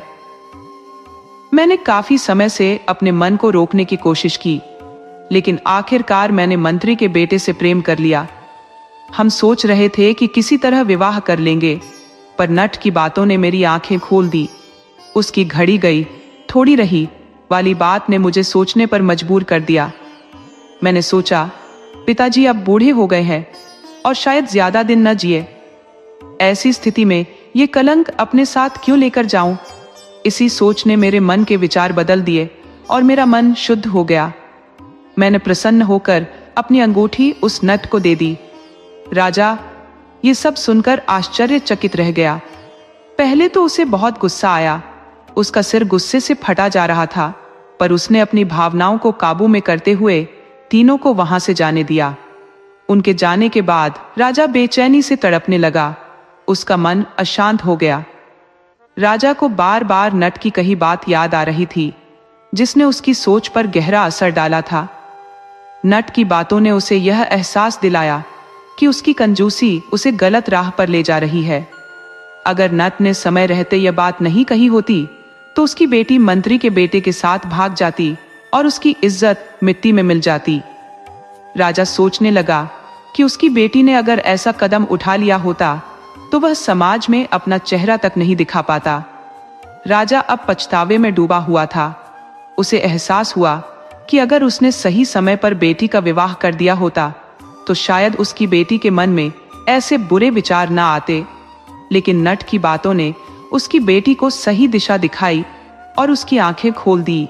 राजा के जीवन के गिनती के दिन बचे थे और अब वह चाहता था कि जो समय बचा है वह शांति से गुजरे। उसे लगने लगा कि अगर उसने अपनी कंजूसी छोड़कर सही समय पर फैसले किए होते तो आज उसके जीवन में सब कुछ सही रहता। राजा ने महसूस किया कि उसने अपने बेटे को भी नजरअंदाज किया था। उसकी भी शादी की उम्र हो चुकी थी, लेकिन कंजूसी की आदत ने उसे इस बात का भी एहसास नहीं होने दिया। अब जब राजा का जीवन अंतिम पड़ाव पर था, उसने सोचा कि क्यों ना अब बचे हुए दिनों में शांति से भगवान का नाम ले। नट की बात घड़ी गई, थोड़ी रह गई, बार बार उसके कानों में गूंज रही थी। फिर राजा ने अपने पहरेदारों को बुलाकर आदेश दिया कि नट मंडली को उसके सामने पेश किया जाए। पहरेदार तुरंत जाकर नट मंडली को राजा के सामने ले आए। नट मंडली के सरदार ने सिर झुकाकर पूछा, महाराज, क्या कोई और तमाशा देखना है या हमारे खेल में कोई कमी रह गई? राजा ने उसे गले लगा लिया और बहुत सारा इनाम दिया। उसी दिन से राजा ने अपनी कंजूसी की आदत छोड़ दी और बड़े बड़े कलाकारों को राज्य में बुलाने लगा। राजा ने अपने बेटे को युवराज घोषित किया और अपनी बेटी का विवाह मंत्री के बेटे से कर दिया, क्योंकि वे दोनों एक दूसरे से प्रेम करते थे। शादी बड़े धूमधाम से हुई और सब खुश थे। राजा के विचारों में भी बड़ा बदलाव आ चुका था। उसने राज्य का राजपाट अपने बेटे को सौंप दिया और खुद भगवान का नाम जपने लगा। नट की वह बात घड़ी गई, थोड़ी रह गई, राजा के मन में गूंजती रही और उसने यह निश्चय कर लिया कि अब वह अपने बचे हुए दिनों को प्रभु भक्ति में लगाएगा। राजा के जीवन में नटने की एक साधारण बात ने जो बदलाव लाया, उसने न सिर्फ उसकी सोच को बदला, बल्कि राज्य की प्रजा और उसके परिवार को भी खुशहाल बना दिया।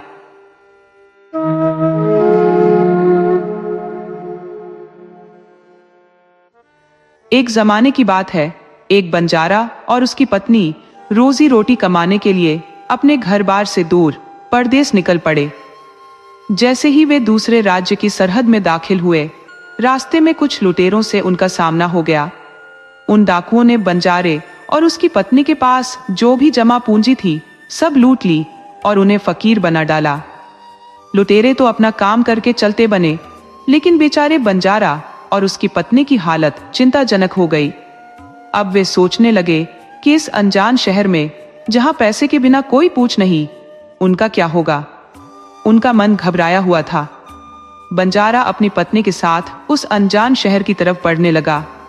उसके मन में यही बात खटक रही थी कि अब वो अपना धंधा कैसे शुरू करे। इसी उधेड़बुन में चलते चलते उन्हें शहर के बाहर एक साधु बाबा की कुटिया दिखाई दी। बंजारा अपनी पत्नी को लेकर उस साधु बाबा की कुटिया की ओर चल पड़ा। जब वे कुटिया के पास पहुंचे तो उन्होंने देखा कि एक साधु अपने शिष्यों को उपदेश दे रहे थे। साधु बाबा को देखकर बंजारे के मन में आया, क्यों न मैं अपनी परेशानी साधु बाबा को बताऊं? शायद ये मेरी समस्या का कोई रास्ता निकाल दे। ऐसा सोचकर वह साधु महात्मा के पास पहुंच गया और बड़े ही अदब से अपनी सारी कहानी महात्मा जी को सुनाई। उसने कहा, महाराज, लुटेरों ने हमारा सब कुछ छीन लिया है। अब हमारे पास व्यापार शुरू करने के लिए कुछ भी नहीं बचा। अगर आप किसी तरह मेरी पत्नी को किसी सेठ के पास गिरवी रखवा कर मुझे कुछ पैसे दिलवा दें तो आपकी बहुत मेहरबानी होगी। जब उस साधु ने बंजारे की बात सुनी तो उन्हें उस पर बहुत तरस आ गया। साधु ने बंजारे को अपने एक जान पहचान वाले सेठ के बारे में बताया और उसे सेठ के पास भेज दिया। बंजारा अपनी पत्नी को लेकर जब उस सेठ के पास पहुंचा तो हाथ जोड़कर बोला, सेठ जी, मुझे कुछ पैसों की जरूरत है। मेरे पास गिरवी रखने के लिए और कुछ नहीं है, बस मेरी पत्नी है। आप मेरी पत्नी को गिरवी रखकर मुझे कुछ पैसे दे दीजिए।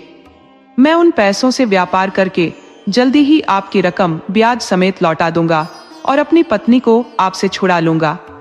तब तक मेरी पत्नी आपके दिए हुए पैसों के बदले आपके पास गिरवी रहेगी। सेठ ने जब बंजारे की बात सुनी तो वह पैसे देने के लिए तैयार हो गया और पैसों के बदले में बंजारे की पत्नी को अपने पास गिरवी रख लिया। अपनी पत्नी को सेठ के पास गिरवी रखकर और उससे उधार लेकर बंजारा व्यापार करने निकल पड़ा। उसने उन पैसों से प्याज का कारोबार शुरू किया। वह किसानों से सस्ते दाम में प्याज खरीदता और फिर दूसरे जरूरतमंद लोगों को ज्यादा कीमत पर बेच देता था। इस तरह बंजारे ने उन पैसों से बहुत ही कम समय में खूब धन कमा लिया। अब बंजारा सेठ के पास पहुंचा और बोला, सेठ जी, आप अपना हिसाब करके मुझसे पैसे ले लीजिए और मेरी पत्नी मुझे वापस लौटा दीजिए। ये सुनकर सेठ ने कहा, भाई क्या बताऊं, आज से 2 महीने पहले की बात है। तुम्हारी पत्नी अचानक बीमार पड़ गई और बीमारी की वजह से उसकी मौत हो गई। मैंने तुम्हारी पत्नी का बहुत इलाज करवाया, अच्छे से अच्छे वैद्यों को दिखाया, लेकिन फिर भी मैं तुम्हारी पत्नी को बचा नहीं सका। बंजारे ने जब सेठ के मुंह से यह बात सुनी तो उसे बहुत दुख हुआ। फिर थोड़ा हिम्मत बांधकर सेठ से बोला, सेठ जी, जो होना था वह तो हो चुका। शायद मेरे नसीब में ही ऐसा कुछ लिखा था। अगर वह मेरे साथ रहती तब भी अपनी उम्र पूरी होने पर उसे मरना ही पड़ता। होनी को कौन टाल सकता है? फिर भी आप अपने पैसे मुझसे ले लीजिए ताकि मुझे इस बात का संतोष हो जाए कि मैंने अपना कर्ज चुका दिया है और अपनी पत्नी को गिरवी रखने के दाग से खुद को बचा लिया है। बंजारे की बात सुनकर वह सेठ बोला, नहीं भाई, अब मैं तुमसे कैसे पैसे ले सकता हूं? जब मैं तुम्हारी अमानत ही तुम्हें वापस नहीं कर सकता तो अपना कर्ज वापस लेने का मुझे कोई हक नहीं है। बंजारे ने बार बार सेठ से अपना कर्ज वापस लेने का आग्रह किया पर वह सेठ नहीं माना। फिर उदास होकर बंजारा वहां से निकला तो रास्ते में फिर उसी जगह पहुंचा जहां उन्हें पहली बार साधु महात्मा मिले थे। हमेशा की तरह इस बार भी साधु महात्मा चबूतरे पर बैठे अपने शिष्यों को उपदेश दे रहे थे।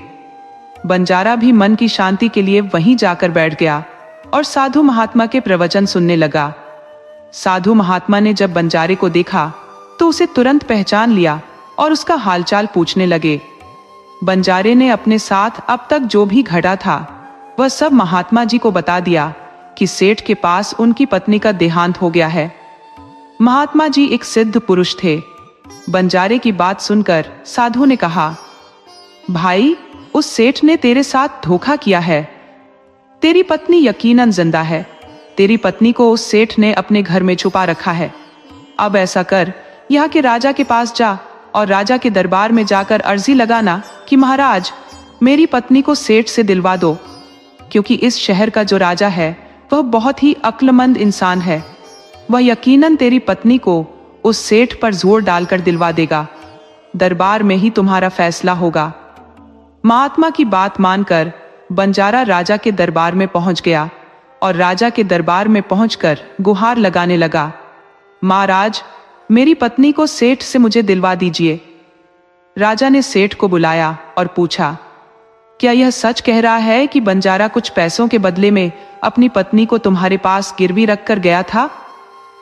सेठ ने यह बात मान ली और कहा, हाँ राजन, बंजारे की यह बात बिल्कुल सच है। राजा ने फिर कहा, तुम इसकी पत्नी को क्यों नहीं लौटा रहे हो? राजा की बात सुनकर सेठ बोला, कैसे लौटाता महाराज? मैंने इस बंजारे को बता तो दिया, आज से 2 महीने पहले इसकी पत्नी की मौत हो चुकी है। महाराज, अब मैं यमराज के पास जाकर तो इसकी पत्नी को वापस नहीं ला सकता ना? राजा ने पूछा कि सेठ जी, तुम्हारा कोई गवाह है जो इस बात की तस्दीक कर दे कि इसकी पत्नी की मौत हो चुकी है? तो सेठ बोला, जी महाराज, इस बात की पुष्टि वह अच्छी तरह से कर देगा जिसने इस व्यापारी की पत्नी का इलाज किया था। वह 4 व्यक्ति भी इस बात की गवाही दे देंगे जो इसकी पत्नी को श्मशान में जलाकर आए थे। उस सेठ ने यह बात इतने भरोसे के साथ कही थी कि राजा को भी उस पर यकीन हो गया। तब राजा ने बंजारे से कहा, अगर तुम्हारी पत्नी जिंदा होती तो हम तुम्हें जरूर दिलवा देते, अब तो हमारी भी मजबूरी है। इस तरह राजा ने बंजारे को समझा बुझाकर वापस भेज दिया। बंजारा फिर से साधु महात्मा के पास पहुंच गया और जो कुछ दरबार में राजा और सेठ ने कहा, वह सारी बातें उसने उस महात्मा को बता दी। ये बात सुनकर साधु महात्मा ने कहा, पुत्र, मैंने राजा को इतना नासमझ नहीं समझा था। मुझे दुख इस बात का है कि उसने तुम्हारे साथ इंसाफ नहीं किया। उस राजा ने सेठ की बातों पर तो यकीन कर लिया और तुम्हें समझाकर मेरे पास वापस भेज दिया। अब तुम मेरी एक बात सुनो। तुम एक बार फिर राजा के पास जाओ और उससे कहना कि सिर्फ 3 घंटे के लिए वह अपने राजगद्दी पर मुझे बैठने का अधिकार दे दें। तब मैं राजा को बताऊंगा कि न्याय कैसे किया जाता है और अन्याय किसे कहते हैं। वो बंजारा एक बार फिर से राजा के दरबार में पहुंचा और जैसा उसे साधु महात्मा ने कहा था, उसने राजा से कह दिया। राजा ने बंजारे की यह बात सुनी तो यह सुनकर राजा ने कहा, मुझे 3 घंटे के लिए राजगद्दी छोड़ने में कोई आपत्ति नहीं है। अगर ऐसा करने से तुम्हें न्याय मिल जाएगा तो मैं 3 घंटे के लिए अपनी राजगद्दी छोड़ दूंगा। तुम उन महात्मा को राज दरबार में ले आओ। राजा की यह बात सुनकर बंजारा साधु महात्मा के पास वापस गया और साधु महात्मा को राज दरबार में ले आया। जब साधु महात्मा राज दरबार में पहुंच गए तो राजा ने अपनी राजगद्दी छोड़ दी और महात्मा जी राजगद्दी पर विराजमान होते ही महात्मा के सामने सेठ जी को पेश किया गया। महात्मा ने सेठ से पूछा, सेठ जी, 2 महीने पहले जब बंजारे की पत्नी मर गई, इसका कोई सबूत है क्या? सेठ ने कहा, हाँ महात्मा जी, मेरे गवाह मौजूद हैं। फिर राजा बने साधु महात्मा के आदेश पर सेठ के गवाह पेश किए गए। सबसे पहले साधु बाबा ने उस वैद्य जी को बुलाया जिसने बंजारे की पत्नी का इलाज किया था। साधु बाबा ने उससे पूछा, क्यों भाई, आपने ही इस बंजारे की पत्नी का इलाज किया था? वैद्य बोला, जी हाँ महाराज, मैंने ही बंजारे की पत्नी का इलाज किया था। वैद्य की बात सुनकर साधु बाबा बोले, अच्छा वैद्य जी, मुझे यह बताओ कि तुम बंजारे की पत्नी का इलाज करने के लिए सेठ के घर जाते थे या फिर बंजारे की पत्नी इलाज करवाने के लिए तुम्हारे पास आती थी? राजा बने साधु महात्मा की बात सुनकर वैद्य जी राजा से बोले, महाराज, सेठ जी मेरे पास खुद आकर दवाई ले जाते थे। साधु बोले, यानी तुम यकीन के साथ यह नहीं कह सकते कि वह दवा सेठ बंजारे की पत्नी के लिए ही ले जाता था या फिर किसी और के लिए? साधु बाबा की बात सुनकर वह वैद्य बोला, यह बात मैं यकीन के साथ तो नहीं कह सकता कि सेठ जी किसके लिए दवाई ले जाते थे, लेकिन सेठ जी मुझसे दवाई जरूर लेकर जाया करते थे। वैद्य जी की बात सुनकर वह साधु बोला, इसका मतलब तो यही हुआ, तुम मरीज को बिना देखे ही दवाइयां दे देते हो। यह तो बहुत ही संगीन मामला है। तुम दवा के स्थान पर किसी को जहर भी तो दे सकते हो, और हो सकता है तुम्हारे दिए हुए जहर से ही इस बंजारे की पत्नी की मौत हो गई हो। साधु की यह बातें सुनकर वैद्य जी का चेहरा डर के मारे पीला पड़ गया। वह कांपते हुए स्वर में बोला, नहीं हुजूर, ऐसा हरगिज नहीं हो सकता। मैं अपने किसी मरीज को दवा के बदले जहर क्यों दूंगा? इस तरह से मेरी सारी इज्जत मिट्टी में मिल जाएगी। वैद्य जी की बात सुनकर वह साधु महात्मा बोले, अब तो तुम ऐसा ही कहोगे? मैं तुम्हें अपने फर्ज में लापरवाही करने के और एक मरीज के जीवन से खिलवाड़ करने के जुर्म में 50 कोड़े लगाने का आदेश देने जा रहा हूं। इसके साथ ही तुम्हारा मुंह काला करके सारे शहर में घुमाया भी जाएगा। अब तुम सोच लो, सच बोलोगे या फिर मैं सैनिकों को तुम्हें गिरफ्तार करने का आदेश दे दूं? ये सुनकर वैद्य जी का शरीर कांपने लगा और वह साधु बाबा के चरणों में गिर पड़ा और बोला, हुजूर, मुझे माफ कर दीजिए। मैं मानता हूं कि मैंने सेठ के बताए किसी भी मरीज का कोई इलाज नहीं किया। वह तो सेठ जी ने मुझे रुपए 5,000 दिए थे और कहा था यदि गवाही की जरूरत पड़े तो ऐसा कहकर उसके पक्ष में गवाही दे दूं। बस मेरा इतना ही गुनाह है कि मैंने लालच में आकर इस सेठ का प्रस्ताव मान लिया था। राजा बने साधु महात्मा ने कहा, कुछ भी हो, आपने अपराध तो किया ही है, इसलिए मैं तुम्हें झूठी गवाही के इल्जाम में 10 कोड़े लगाने का आदेश देता हूं। साधु महात्मा के आदेश का राजा के सैनिकों ने तुरंत ही पालन किया और सैनिकों ने फौरन ही वैद्य जी को पकड़ लिया और भरे दरबार में उसे कोड़े लगाने लगे। पहला कोड़ा लगते ही वैद्य जी जोर से चिल्ला पड़े और कहने लगे, महाराज, मुझ पर रहम कीजिए, मैं मर जाऊंगा। हर कोड़े के साथ उसके गले से दर्द भरी आवाजें निकलने लगी। वैद्य जी के साथ ऐसा होते हुए देखकर सेठ के गवाह के तौर पर बुलाए गए उन चारों व्यक्तियों के कलेजे कांप गए जिन्होंने बंजारे की पत्नी को श्मशान में ले जाकर जलाने की बात कही थी। अब बारी बारी उन चारों गवाहों की बारी आई तो साधु महात्मा ने उनसे पूछा कि तुम लोगों का कहना है, तुम चारों ने इस बंजारे की पत्नी के शव को ले जाकर श्मशान में उसे जला दिया था। अब मुझे यह बताओ कि अंतिम संस्कार से पहले जब मृत शरीर को स्नान कराया जाता है, फिर उसे कफन में लपेटकर जमीन पर रखा जाता है। स्नान के दौरान क्या तुमने उस स्त्री का मृत शरीर देखा था? ये सुनकर उस सेठ के चारों गवाह कहने लगे, नहीं हुजूर, उसका मृत शरीर तो हमने देखा ही नहीं था। जब सेठ जी ने अर्थी तैयार कर ली थी, उसके बाद ही हम उसे श्मशान में ले गए थे और उसे जलाकर आए थे। उन चारों गवाहों की बात सुनकर वह साधु महात्मा बोले, और तुमने यह भी जानना जरूरी नहीं समझा था कि इस अर्थी में कोई मरा हुआ इंसान लेटा है या कोई जिंदा व्यक्ति? कहीं ऐसा तो नहीं किसी जहरीले पदार्थ से बेहोश व्यक्ति को उस अर्थी में सेठ जी ने लिटा दिया हो और तुम उसे श्मशान में ले जाकर जलाकर आ गए हो? यह तो एक बहुत ही संगीन मामला बनता है। इसके लिए तुम लोगों को मौत की सजा भी कम है, क्योंकि यह तो घोर अपराध है। वह चारों गवाह वैद्य जी की पिटाई देखकर पहले से ही डरे हुए थे। जब उन्होंने साधु महात्मा के मुंह से मौत की सजा की बात सुनी तो उन सभी के हाथ पांव मानो बिल्कुल ही ठंडे पड़ गए थे।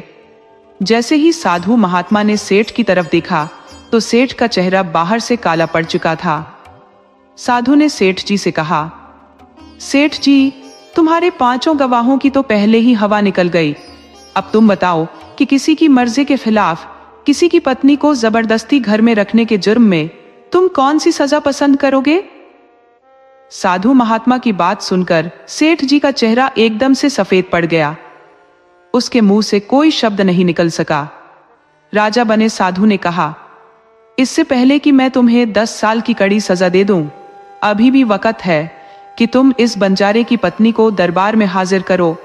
राजा के डर से सेठ ने तुरंत ही अपने नौकरों को घर भेजकर बंजारे की पत्नी को दरबार में पेश कर दिया। साधु ने बंजारे को उसकी पत्नी सौंप दी और सेठ को झूठी गवाही के जुर्म में 5 महीने की कैद की सजा सुना दी और उन चारों गवाहों को भी 100-100 कोड़े मारने की सजा दे दी, जिन्होंने बंजारे की पत्नी का शव श्मशान में ले जाने की झूठी गवाही दी थी। यह देखकर राजा हैरान रह गया और साधु बाबा के सामने हाथ जोड़कर बोला, महाराज, आप धन्य हैं। आपने मुझे सिखा दिया कि न्याय कैसे किया जाता है। राजा की बात सुनकर साधु महात्मा बोले, राजन, मेरी 3 बातें हमेशा याद रखना। कभी भी इन 3 जगहों पर अपनी पत्नी को अकेला नहीं छोड़ना चाहिए। पहला स्थान, अगर आपकी पत्नी बीमार पड़ जाए तो ऐसी हालत में कभी भी उसको बीमारी में अकेला छोड़कर नहीं जाना चाहिए, क्योंकि जब कोई इंसान किसी औरत से शादी करता है तो शादी के वक्त वचन देता है कि मैं तेरे सुख दुख में तेरे साथ रहूंगा। इसलिए बीमारी की हालत में उसके साथ हमेशा बने रहिए और उसकी देखभाल करिए। जिस तरह पत्नी अपने पति की सेवा करती है, उसी तरह पति का भी फर्ज बनता है कि अपनी पत्नी की सेवा में हमेशा तैयार रहे। यह आपका फर्ज है और आपके खुशहाल जीवन का मंत्र भी है। दूसरा स्थान, अगर आपकी पत्नी पर कोई झूठा इल्जाम लगे तो आपको उसके साथ खड़े रहना चाहिए, क्योंकि एक लड़की अपने माँ बाप का घर इस उम्मीद में छोड़कर आती है कि मेरा पति मेरी भावनाओं को समझेगा और हर हालात में मेरा साथ देगा। इसलिए अगर दुनिया वाले उस पर कोई झूठा दोष लगा रहे हैं तो आपको अपनी हमसफर के साथ खड़े रहना चाहिए।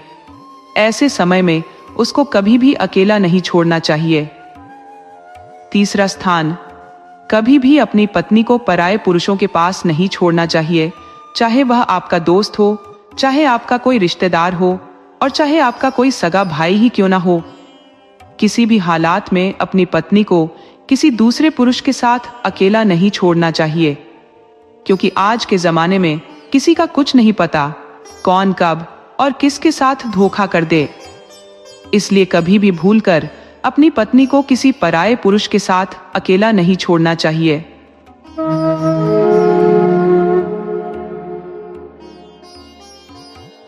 पुराने समय की बात है।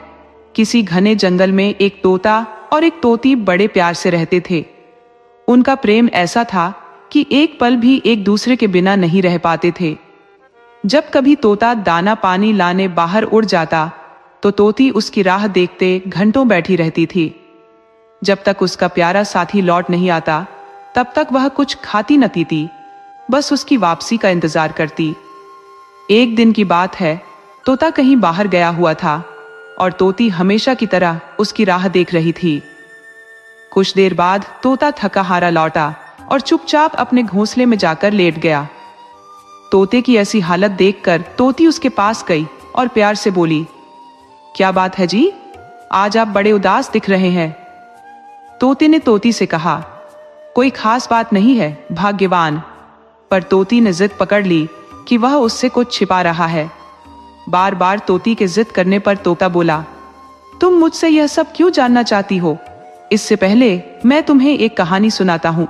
उस कहानी को तुम ठीक से सुनना और जैसा तुम्हें सही लगे वैसा ही करना। तोते ने अपनी कहानी सुनानी शुरू की और तोती भी पूरे मन से उसकी बात सुनने लगी। तोते ने कहानी सुनानी शुरू की। किसी राज्य में एक राजा और रानी रहते थे। उनके राज में हर तरह की सुख सुविधा थी। घोड़े, दास दासियां, ढेरों धन दौलत, सब कुछ उनके पास था। अगर कुछ कमी थी तो वह थी संतान। इसी बात से राजा और रानी दोनों बहुत परेशान रहते थे।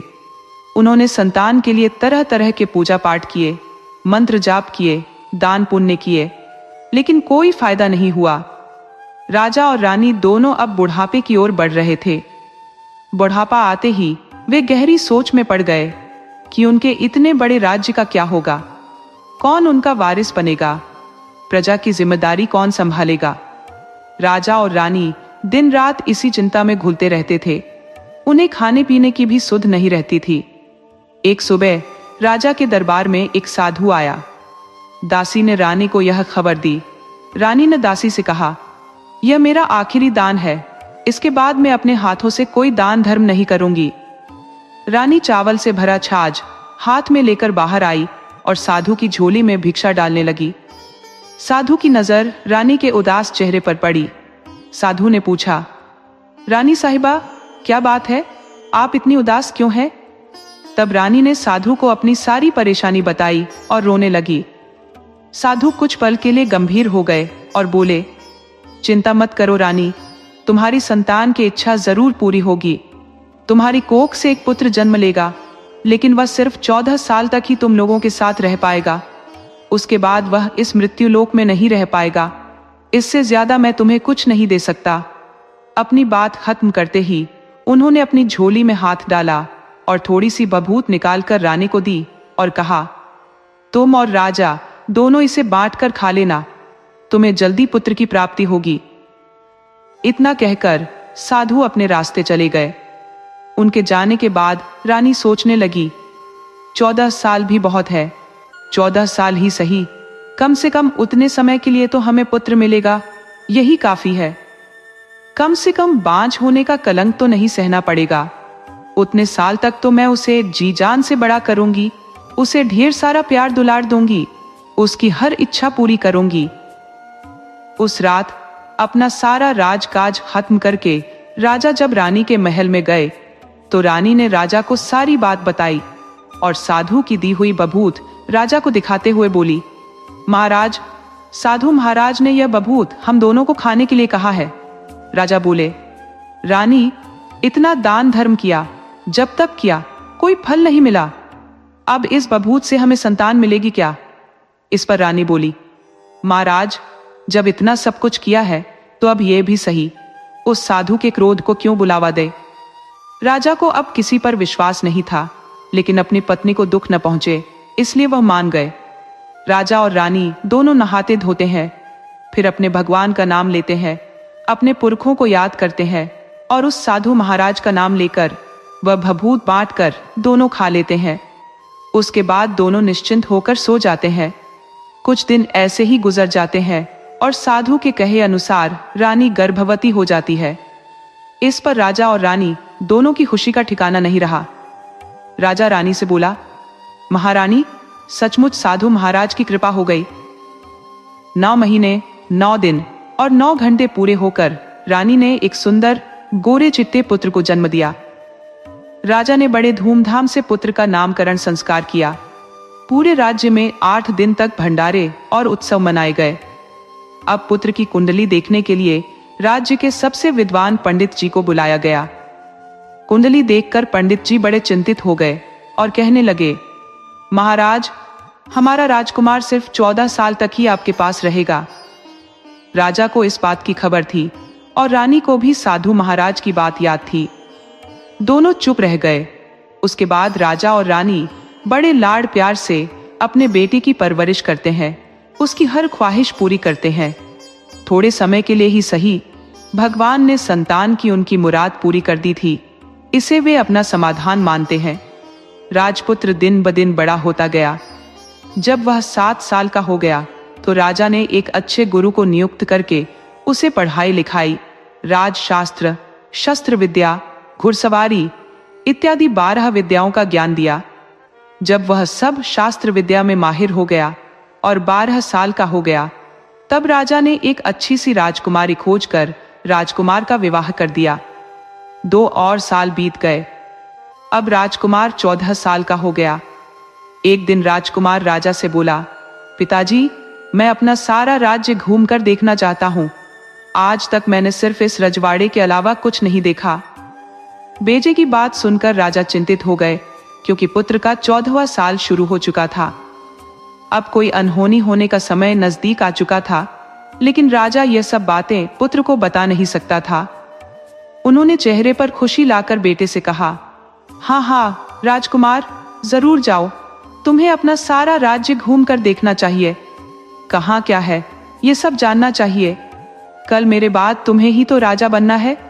बस एक बात का ध्यान रखना, तुम जहां जा रहे हो, क्या कर रहे हो, ये बात अपनी पत्नी को नहीं बताना। राजकुमार कहता है, ठीक है पिताजी, आपने जो कहा है मैं वैसा ही करूंगा। तो क्या होता है कि राजकुमार दिन भर अपनी पत्नी के साथ मौज मस्ती करता है, खुशियां मनाता है और रात को ठीक 12 बजे बिस्तर से उठकर बाहर चला जाता है। फिर भोर होने से पहले वापस अपने महल में आकर सो जाता है। ऐसे बहुत दिनों तक चलता रहता है। अब पुत्र का 14वां साल खत्म होने में कुछ ही दिन बाकी रहते हैं। इतने में क्या होता है कि उसकी रानी यानी छोटी रानी रात में जाग जाती है। वह देखती है कि बिस्तर पर राजकुमार नहीं है। वह महल में सब जगह राजकुमार को देखती है, पर वह उसे कहीं भी नजर नहीं आता। तो वह क्या करेगी, किससे कहेगी? वह चुपचाप रहती है। फिर भोर होने पर वह देखती है कि उसका पति अपनी जगह पर सोया हुआ है। वह अपने पति से कुछ नहीं पूछती, लेकिन दूसरी रात भी वैसा ही होता है। तीसरी रात, चौथी रात, ऐसे बहुत दिन तक चलता रहता है। रानी बहुत ही चिंतित हो जाती है। पति रात को कहाँ जाता है, किससे मिलने जाता है? उसके मन में ढेर सारे सवाल उठते हैं, लेकिन उसे पूछने में डर लगता है। शायद पति गुस्सा कर बैठे। सास ससुर से पूछने के बारे में सोचा तो उसकी कुल मर्यादा बीच में आ जाती है। इस तरह वह मन ही मन कोड़ती रहती है। इस हालत में उसे खाने पीने में भी दिलचस्पी नहीं होती है और वह दुबली पतली हो जाती है। तो उस राज्य में फूल बेचने वाली एक बूढ़ी मालिन थी। वह हमेशा छोटी रानी को फूल देने उसके महल में आती थी।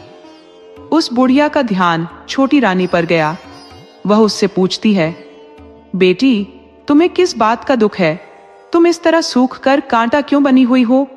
इस पर रानी कहती है, क्या बताऊं तुम्हें अम्मा, तुम्हारा राजकुमार हर रात बिस्तर पर से उठकर कहीं चला जाता है और सुबह भोर होते ही वापस आकर सोता है। वह कहाँ जाता है? प्रेमिका से मिलने जाता है क्या? ये सोच सोच कर मैं अन्न जल ग्रहण नहीं कर पाती हूँ और सूख सूख कर इस तरह कांटा बन गई हूँ। बुढ़िया सब बातें सुनकर उसे एक उपाय बताती है कि बेटी, ऐसा करना, आज रात तुम सोना मत, उसके पीछे जाकर देखना कि वह कहाँ जाता है, क्या करता है, और उसकी अच्छी तरह से पहरेदारी करना। रानी बोली, पर मुझे नींद आ गई तो? तब बुढ़िया बोली, तुम्हें नींद ना आए इसके लिए एक काम करना, अपने बाएं हाथ की उंगली में एक जख्म करना, उस पर थोड़ी सी मिर्च छिड़कना, उससे तुम्हें बड़ी जलन होगी, उस पीड़ा से तुम्हें रात भर नींद नहीं आएगी। रानी बुढ़िया के कहे अनुसार करती है। उंगली की जलन से उसे बड़ी देर तक नींद नहीं आती, लेकिन बाद में वह सो जाती है। दूसरे दिन सुबह बुढ़िया फूल लेकर उसके महल में पहुंचती है और पूछती है, क्या हुआ बेटी, देख पाई क्या, पति कहाँ जाता है? रानी कहती है, नहीं अम्मा, पहले कुछ समय जलन के कारण मुझे नींद नहीं आई, पर कुछ देर बाद रात में सो गई। बुढ़िया माई कहती है, कोई बात नहीं, आज तुम उंगली पर पहले से थोड़ा बड़ा जख्म करना और ज्यादा मिर्च लगाना। तो रानी वैसे ही करती है, परंतु वह सिर्फ पति के बिस्तर से उठकर बाहर निकलने तक ही जाग पाई और वह उसके पीछे नहीं जा सकी, क्योंकि उसकी आंखें उस समय तक मूंग गई थी। दूसरे दिन सुबह बुढ़िया आती है तो उसने पूछने पर रानी रो रो कर कहती है, अम्मा, मैं आज भी उनकी पहरेदारी ठीक से नहीं कर पाई। बुढ़िया कहती है, रोना नहीं बेटी, सब कुछ ठीक हो जाएगा। तुम आज रात जख्म और बड़ा करना और उस पर ज्यादा मिर्च छिड़कना, और एक काम करना बेटी, जब वह जाने के लिए निकलता है तो उसका रास्ता रोकना। बुढ़िया ने जैसा बताया रानी वैसा ही करती गई। आज रात उसे नींद नहीं आती। पति रात 12 बजे बिस्तर से उठकर जब महल से निकलने के लिए चलने लगता है तो बुढ़िया ने जैसे बताया रानी वैसे ही करती है और दौड़कर जाकर पति का रास्ता रोकती है और कहती है, कहाँ जा रहे हो आप, किससे मिलने जा रहे हो, मुझे भी बताओ। राजकुमार उसे समझाने की बहुत कोशिश करता है कि देखो रानी, अगर मैंने तुम्हें यह बताया तो मैं तुम्हें दोबारा नहीं मिल पाऊंगा। रानी कहती है, कोई बात नहीं, न मिल पाओ, लेकिन आप रात के समय कहाँ जाते हो ये मुझे पहले बता दीजिए। अब राजकुमार निरुत्तर हो जाता है। पत्नी की जिद के आगे उसकी एक नहीं चलती। ठीक उसी समय उसका 14वां साल खत्म होकर 15वां साल लगने वाला था। जो होता है वह हो जाने दो, वह सोचता है और कुछ चावल मंत्रों से सिद्ध करके अपनी पत्नी को देकर कहता है, इन चावलों के दानों को दोनों मुट्ठी हाथों की मुट्ठी में पकड़ना, पहले दाएं हाथ में पकड़े चावल मेरे ऊपर फेंकना, मैं कौन हूं तुम्हें पता चल जाएगा। बाद में बाएं हाथ में पकड़े चावल मेरे ऊपर फेंकना, मैं जैसा था तुम्हें मिल जाऊंगा, लेकिन यदि तुम बाएं हाथ में चावल मेरे ऊपर फेंकना भूल गई तो मैं तुम्हें कभी नहीं मिल पाऊंगा। रानी बोली, नहीं भूलूंगी। रानी बड़े आत्मविश्वास के साथ कहकर दाएं हाथ में पकड़े चावल अपने पति के ऊपर फेंक देती है तो राजकुमार एकदम से एक विशाल घोड़ा बन जाता है और एक उम्दा सफेद गर्दन पर लंबी अयाल देखते ही देखते वह तेजी से दौड़ने लगता है। रानी उस घोड़े को एकदम भौचक्की होकर देखने लगती है और पति ने बाएं हाथ के चावल फेंकने की जो बात कही थी वह रानी भूल जाती है। उसकी आंखों के सामने घोड़ा महल से बाहर निकलकर चला जाता है। घोड़ा जो महल से बाहर जाता है तो वह वापस नहीं आता। अब रानी को बड़ा पछतावा होता है। वह स्वयं को कोसने लगती है, लेकिन अब उसका कोई फायदा नहीं होने वाला था। राजकुमार अब वापस नहीं आने वाला था। सुबह होते ही महाराज महारानी को सब बात पता चलती है तो उन्हें बहुत दुख होता है।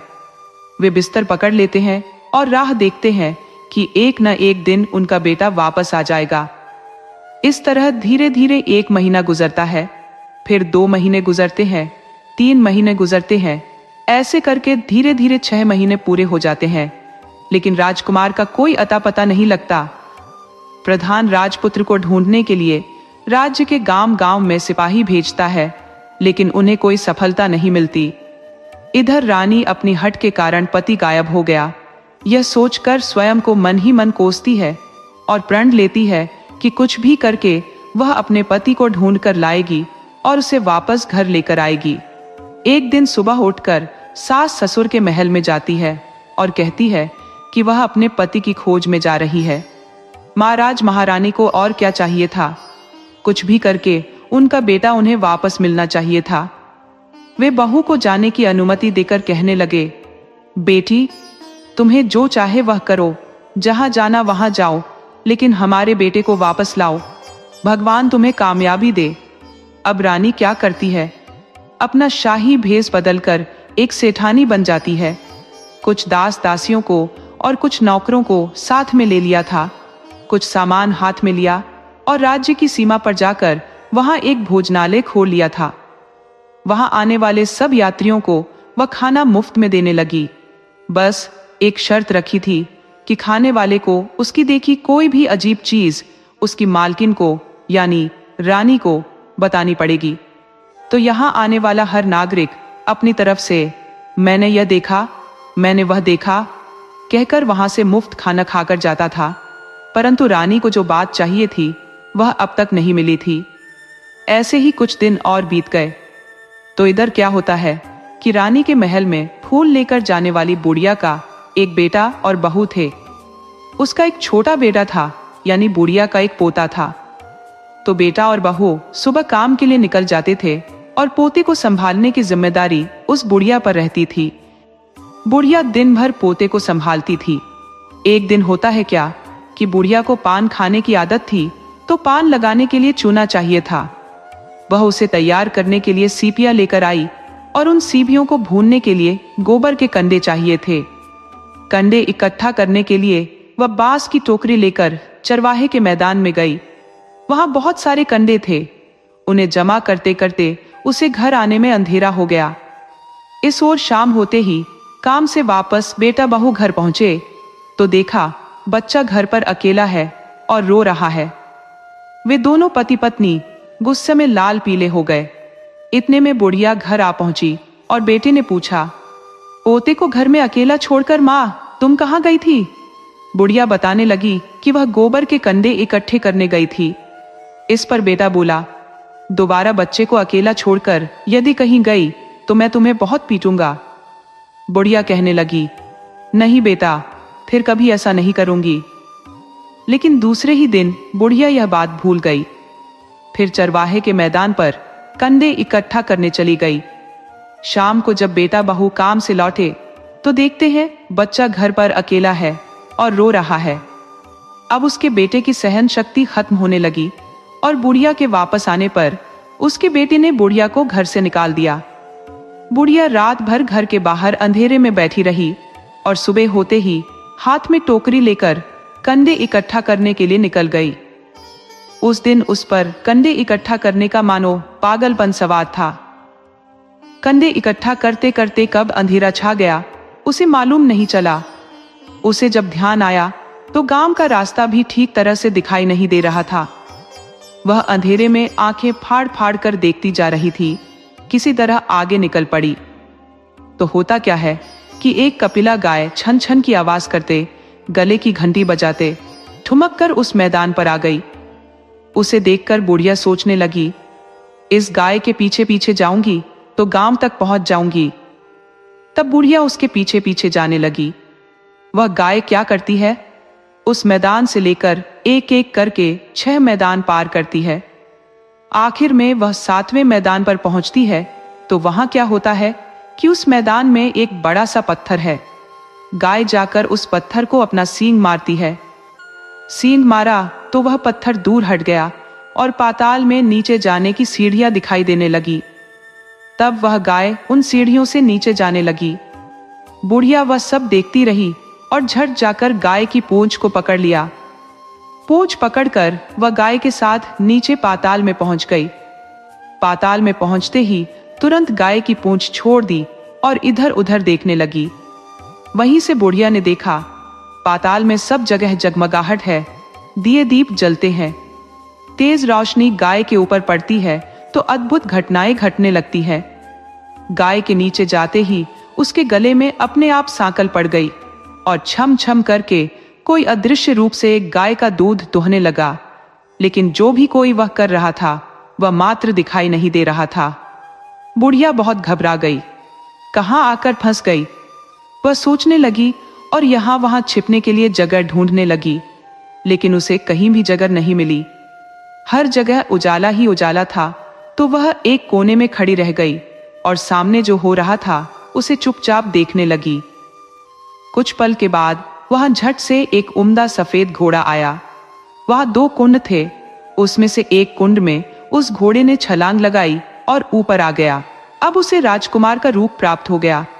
राजकुमार बनने के बाद उसने दूसरे कुंड के पानी में स्नान किया, वहां रखे हुए नए कपड़े पहने और नजदीक एक सुंदर पलंग था, उस पर आकर बैठ गया।